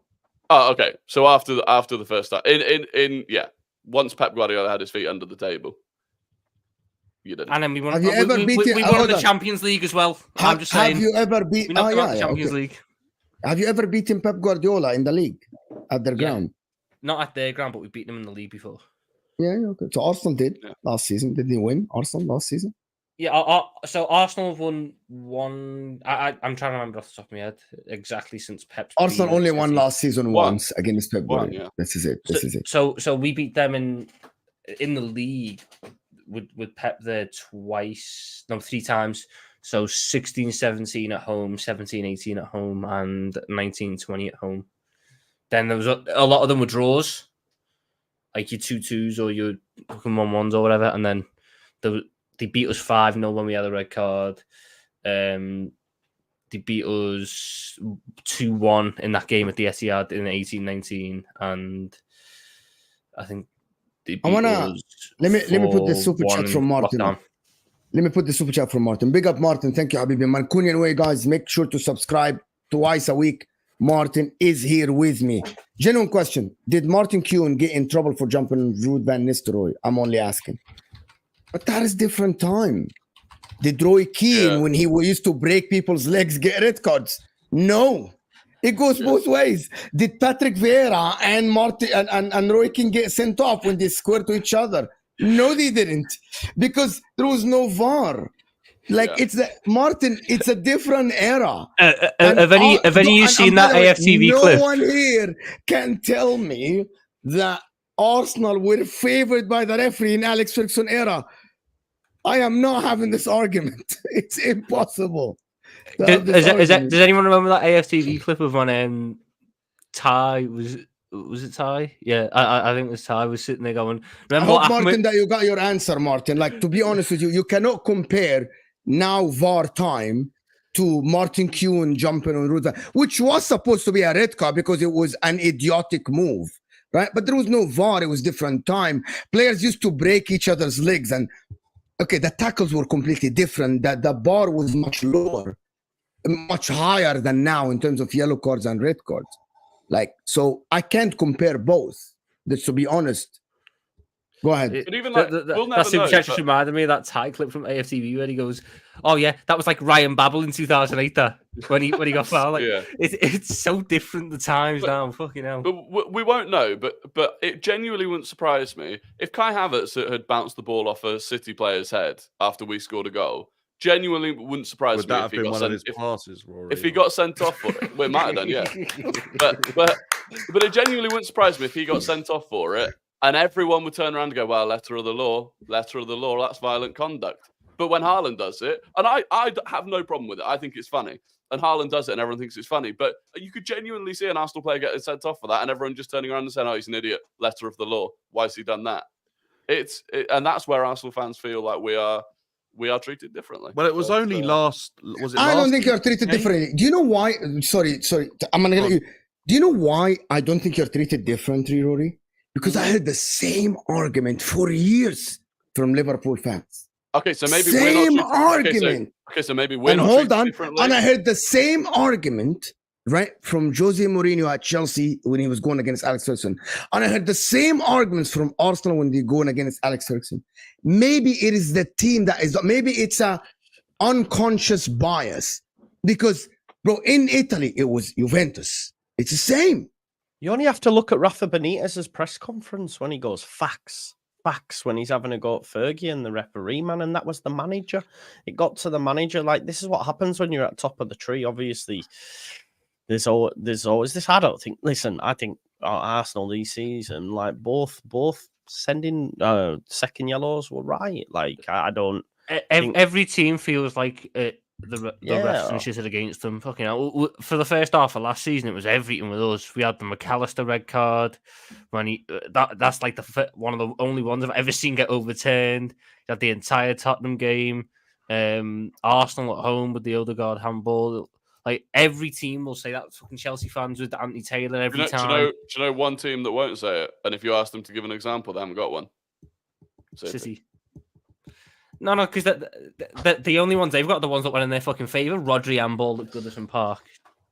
That's what I'm saying. So I'm saying maybe it's not against Arsenal. But I mean, Rory, last year, I think it was last season, Rory, Kovacic, definite second yellow. And Howard Webb even come out of a statement and said, we didn't want to give a yellow card because he said quite specifically. He said quite specifically, Michael Oliver, same right. Yeah. Michael Oliver didn't want to give a second yellow card because it might ruin the game. Yeah. And that for me is the issue I have with yesterday's game and Oliver sending him off, because you can't last year decide that you don't want to ruin a spectacle, then this year, when the game's actually more exciting, ruin the spectacle. There's an issue. There's a blatant issue with Oliver and Arsenal. It's clear as day. I think it's not Oliver and Arsenal, it's Oliver and City. I'm telling you, it's Oliver and City. Okay. And it's tied to the fact that he gets paid 20 grand to go and referee out in the UAE by the people that own Man City. There's a clear conflict of interest there. You know, you had there is. Doku on McAllister last season. City Liverpool title race game. Michael Oliver's the referee that doesn't give it. City Chelsea FA Cup Grealish handball. Michael Oliver's the referee that doesn't give it. Ake's goal last season against Fulham, where there's a player blatantly stood in an offside position. Michael Oliver's the VAR that looks at it, doesn't give it. Like there's an unbelievable backlog of Michael Oliver and Man City, and that's where I think maybe it's not Arsenal, maybe it's more of a City thing, but it is a problem, especially because of even the optics of the fact that he is literally getting paid big sums of money to go and referee out in the UAE, and that money has like very obvious links to City's ownership. Like the optics. By the way, good. I got sent a message from someone from Emirates to actually debunk that again. Martin, if you're in the chat, hear this out before I do the super chat and we get out of here. And that is what happened. Okay, that is what happened. Let me just read that. It's in Arabic, so I'm gonna try to translate it. Okay, and I told the guy, he said exactly this. It's in Arabic. He said the Emirates League is not owned by Sheikh Mansour. He has a club there, and it's against the law for him to own the thing. The FIFA rules not allow him to own the league when he has a club there. That is number one. He said the league from years ago allowed foreign referees to come for some important games because of the bias of some of the local referees there. So that is what he said. And the people that pay are the clubs. The two clubs that have the game, these are the people that pay, not the league. And that is similar to Egypt. So the people that pay the referee are the two clubs. Similar to Egypt, when Ahli plays Zamalek, which is the two biggest clubs, the clubs pay the referee, and it's a request from them to have a foreign referee to not have bias. I hope that clarifies but what is said. Isn't that exactly what you just said then? So he owns the club, and the club pay the referee? No. But that club doesn't request English referees. Other clubs, it's a lot of games. It's not only that his club, other clubs as well, Rory. It's not his. He has one club. Like there are other clubs that request referees. So that is that right or wrong? I tried to research it. I couldn't find it, but it's similar to Egypt. I couldn't find the truth. To be honest. I'm just wanted to put that. Big up everybody that is here. Frankie here. I don't know where Tom is, by the way. Yeah, just disappeared.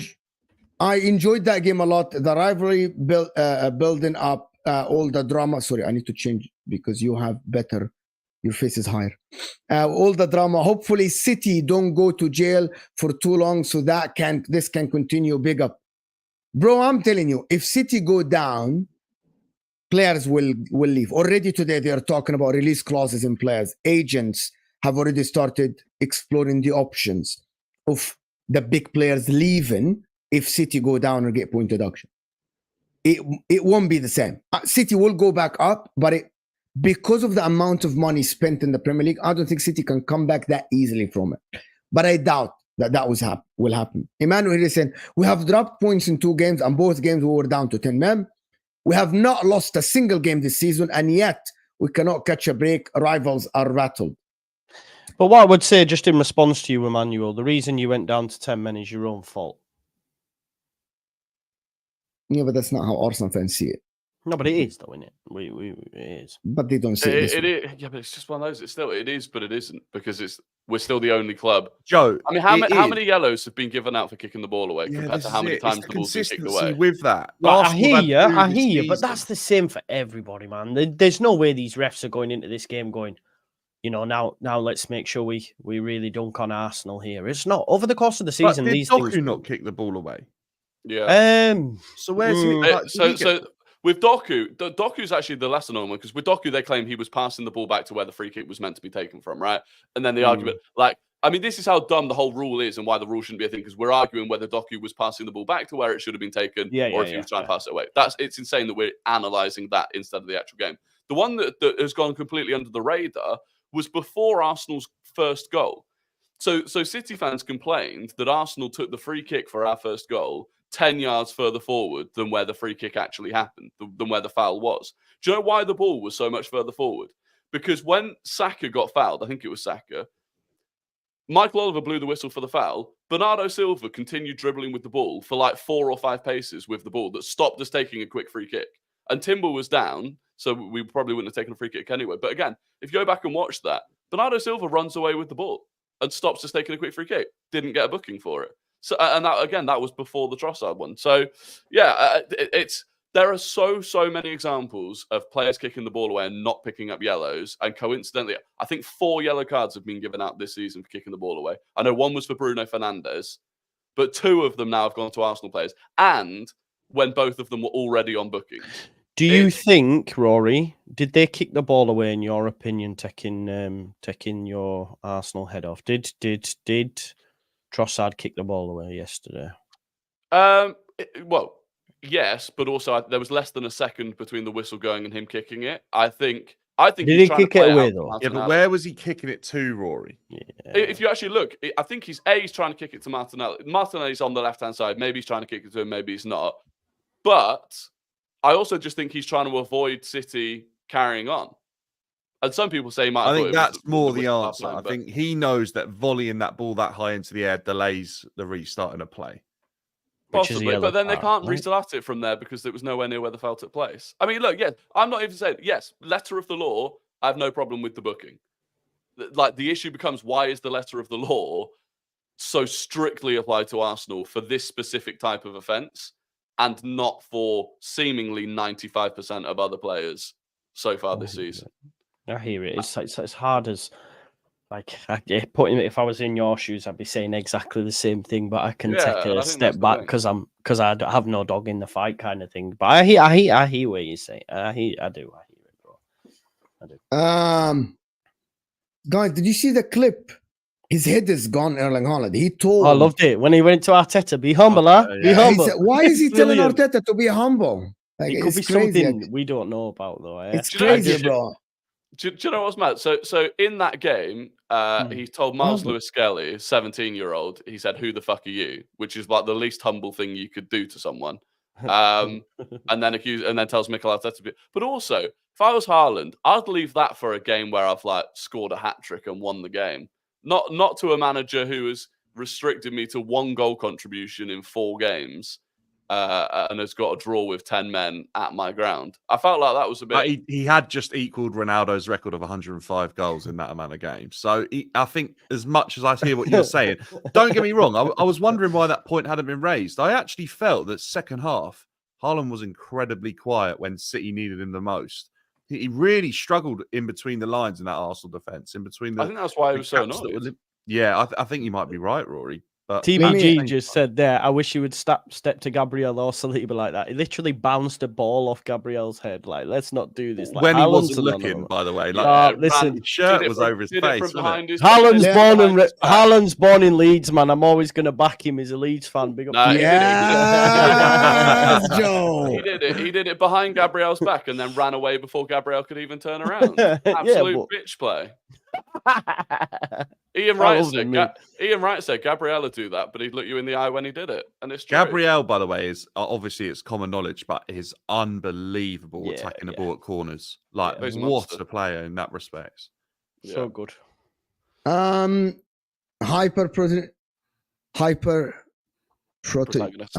Protagonist. Okay. Can confirm Rory is a legend. Big up for being here. Hyper is also a legend. All right. Consistency. Compare games to games, not individual moments. Most time. Okay, I'm gonna read the private chat. Compare games to games, not individual moments. Most time in play equal less added time. Exactly. But that is one of the things that I think. Which I did agree with Rory's point on that. I get Nobbins' point about counting the minutes. I get it. Yeah. Right? But also at the same time, if we're going to do this, that means we have to go to every single game, right? And count the minutes and add everyone. Because I cannot have 7 minutes in the half with the most time with the ball in play and then count the minutes. I get Nobbins' point. That is fair. But also now I have to do this in every game. You do. I think Nobbins is opening a can of worms there. But you know that I suggested that we actually should be playing 30 minutes half played. And I know people are going to say, but you are Americanized the sport. No, it's not. Futsal, which is a European sport. No, it won't. Ball in play, 30 minutes. The very simple thing is to just do it like rugby, where as soon as the whistle is blown and the ball is dead, you pause the timer. So you play to 90 minutes. You probably have to play I think that's right, Rory. I think that's the better way to do it. You remove, the red cards for kicking yellow cards for kicking the ball away. Like, you remove that time wasting element. That could be done with AI and technology so easily now, by the way. Like how they have the semi-automated offsides. I'm sure they could do it. That as soon as they have a camera set up around all of the white line, like the touch line, as soon as the ball passes that, clock automatically stops. 100%. And when a player goes down injured, you don't have to guess if they're actually injured or if they've got genuine cramp. You don't have to get, because it doesn't matter, because the time isn't, the clock's not ticking. So yeah, I don't know why they don't do that, but you're right. Nobbins is right. Fine, if you take every single second that the Arsenal players were down or whatever and the ball wasn't in play, I'm sure it adds up to quite a long time. But the point is, the fact is, if that was the game where the ball was in play for the most amount of time, then that means in all of the other games, the ball's out of play for even longer, and yet less time is being added on. So clearly, like, you know, then they're not counting it that strictly, and they never have done, and they never will. But City players celebrate. Arsenal players were deflated. Yes, that's how I saw it after the game. But I think Arsenal will be galvanized from this, and I think City will be galvanized as well. I think both teams are going to take positives from this game, Emmanuel. No one is going to take negative from this game. We are not in the title race. We have no depth, Andrew. We'll see, Andrew, because I still think you have depth. You have forwards now that can come off the bench and play, Andrew. The only place you don't have depth is centre back. You have 2 left backs, 2 right backs, 3 centre backs. You have a lot of midfielders. Liverpool. Yes.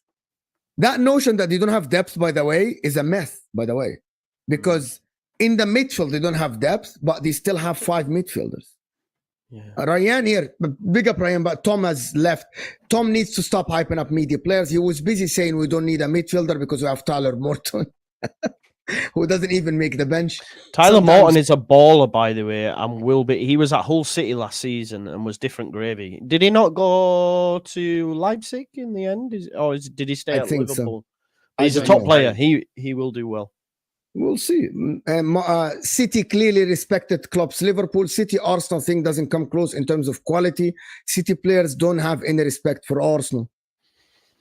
Do you think that is the reason or no? Or is it because it's just more intense of a rivalry, man? Yes, that's all it is. It's I've more intense. I think Fuad just tweeted something like this. He said, you can tell from the way the City players don't respect Arsenal players that they see them as lessers, not peers. It's like, well, City show Ipswich Town plenty of respect after a game. Does that mean that they see Ipswich Town as their peers, but not that? That's the mental. I think the fact that they are actively riled by Arsenal at the moment tells you all you need to know. Exactly. They wouldn't be acting like that if they felt comfortable playing against Arsenal. So do you think Haaland's going over to Pep, going over to another manager at end of game, going Sustaianble, and then having a go with Jesus if they're not worried? Of course they're worried, man. This is a madness. Yeah. By the way, this has just come from Marca. The worst omens are about to be confirmed with Rodri. As Marca has learned, the examinations to which the player has been subjected in Manchester speak of a rupture in the cruciate ligament of the right knee, although the final diagnosis will not be issued until a few hours from now when the player passes his final tests in Spain. Rodri is travelling right now to Madrid to undergo a new test that confirms the serious injury. So that's Marca saying that. Crazy. No, it's not. That's not the, good. By the way, that's the season done for him. If that's season over. Oh, yeah, that's season also, what? He's gonna come back. He's gonna come back next. By the way, he's gonna come back next season. By the way, not even next season. It's gonna be a year. Might not ever play for Man City again, depending on what happens with the trial. Genuinely, might never play a City. Genuinely, if he's out until the end of the season and City have whatever punishment they get and he moves. That'll be. Do you know what? If it's as serious as what they're saying, that'll be a good race to see what is revealed first, like when Rodri comes back or the charges. Because I heard someone say the charges could be revealed in 26. Yeah. No. Sorry, they have to make a decision by February. They have. Yeah, and then it gets appealed, and then the whole duration. You're talking about the appeal. Okay. Well, that's what they're suggesting will happen. And I was listening to a financial expert talking about it. And then they said it could probably be delayed until like 26 to get a real. Oh my God! By that time, there will be different people in Arsenal. Won't be challenging by that time. Probably there will be someone else. Excuse me. Let me just finish the submission so we can go out of here. Martin, City have had ref issues. Akanji winner against Liverpool last season. Walker yesterday being pulled out. Grealish pulled back 1-on-1 versus Spurs. Trent handball at Anfield. We all have gripes. I actually agree. So yesterday, City have all the right to complain that Walker, the captain, the right back, was pulled to talk to, and the referee mistakenly whistled. Walker went back into position, but you're the one who pulled him out. So that is the thing, right? But he's in Akanji- position when we take the free kick. I actually believe that he could have waited in line 2 with his seconds. defenders facing the play. I think he was unaware as well. I agree with that. I think he was unaware that they took the free kick, that Martinelli's behind him, by the way. He was unaware that Martinelli was that's done. it. He wasn't even given time to assess his spatial surround. And that is the I wanted, as soon as if the you're whistle gonna pull, blew, he points at Oliver and he's like, "What are you doing? What are you doing?" Like, that's too quick. But also, away. if you're gonna pull the captain and the right back, give him time to assess his position, because he was standing before you called him. You are the referee who called him. You know what I mean? He wasn't aware of Martinelli because he didn't scan enough. I'm just gonna give Walker the benefit of the doubt here for one reason. If that happened to my team, I would be upset. If my captain was called and the whistle was whistled right away, I'll be upset. Can I just explain, though, where I think there's a big difference in terms of the types of decision we're talking about here? We're talking about here a free kick inside Arsenal's own half where Oliver has maybe mistakenly blown a whistle a second too early, right? Michael Oliver has no idea that that's going to result in a goal 10 seconds later. The Grealish pulled back one-on-one versus Spurs. Again, he even apologized. That wasn't Michael Oliver, it was a different referee. But again, we're talking about a situation where a referee accidentally blew the whistle instead of playing advantage. He has no idea what's going to happen. This is not the same as a referee pausing, thinking, knowing the consequence of giving a second yellow card for what he's about to do and sending a player off. Like these are, again, Michael Oliver, when he sent Martinelli off for 2 yellow cards in the same phase of play, which we've never seen since. Like, these are very different decisions to what, in these cases, I think are just genuine mistakes where a referee has accidentally blown a whistle too early. But that Akanji, in my opinion, it was a free kick. In a lot of people's opinion, it wasn't a free kick. But at the end, it went against City. So that by itself, it might have changed the title race as well if Akanji's goal was given. So some people see it this way. Some people see it that way. A lot of people are saying Rodri's ACL is confirmed. England refs are awful. Bring international refs. No, I think there's, bro, in Serie A and in La Liga, just go to and just type penalty to Real Madrid and you will know how people in La Liga think about the referees in La Liga. Like, they think they are awful as well. Every single country have the same. Every single country that can't have the same. Colton here is saying double yellow Martinelli never happened before or since. Only 2 sendings offs for kicking off ball. Arsenal both skeptical. Just make it consistent. I agree with you. I absolutely agree with you. I absolutely agree. But listen, we have to finish the show as well. Opta also confirmed that if the ball isn't home out, or whistle isn't blown, players going down for injury also considered ball in play. Okay, I didn't know that. So players going down for injury is also considered ball in play? I don't think so. It's not. Really? It's not. No, it's not. It's absolutely not, Zain. It's absolutely not, Zain. PD said, Mo, you can please go on stream and check all of our stats when officiating City and Arsenal games. The contrast in cards is wild. It is staggering. Win, draw, loss is staggering. I actually believe somehow, it's my last thing I'm going to say on the show, for the Premier League to put Michael Oliver in this game in particular is taking the piss after what happened last season. Is after Liverpool incident for City and after Kovacic, and to choose Michael Oliver for this game, you are asking for controversy and you got it. Simply, you are taking the piss. You know what I mean? You could have assigned anyone else, and it wouldn't have been the same. Before the game, already people are putting pressure on Michael Oliver, and he fell into the trap. So I agree with you here. They're taking the piss. Listen, people, before we go, Rory, 6:30 today, going live, UK time. He's going to talk about the game. Joe, what do you got coming up? Just a show at 6 o'clock, just talking about Leeds United, mate. Nothing anyone in here will be interested in. But if you could throw me a sub and a like, that'll help. Guys, go subscribe to Joe. Be back next year. Best underlying numbers in league. We're gonna dick it. Yes, we'll be back next year. Absolutely. And then also, what you got coming up then? Yeah, show coming up today. Chatting about the weekend, previewing Barrow, and just seeing where Chelsea can end at the end of the season. All these channels are in the description, people. So go and subscribe to all of them. Brilliant. Rory on the way to 20K. Joe is on the way to 50K. And Dan is on the way to 10K soon. Hopefully, guys, everyone, I appreciate everyone that is here. This show stayed longer, but I enjoyed it. We'll see you guys soon. Hit the like button before you go. And we are out of here, people.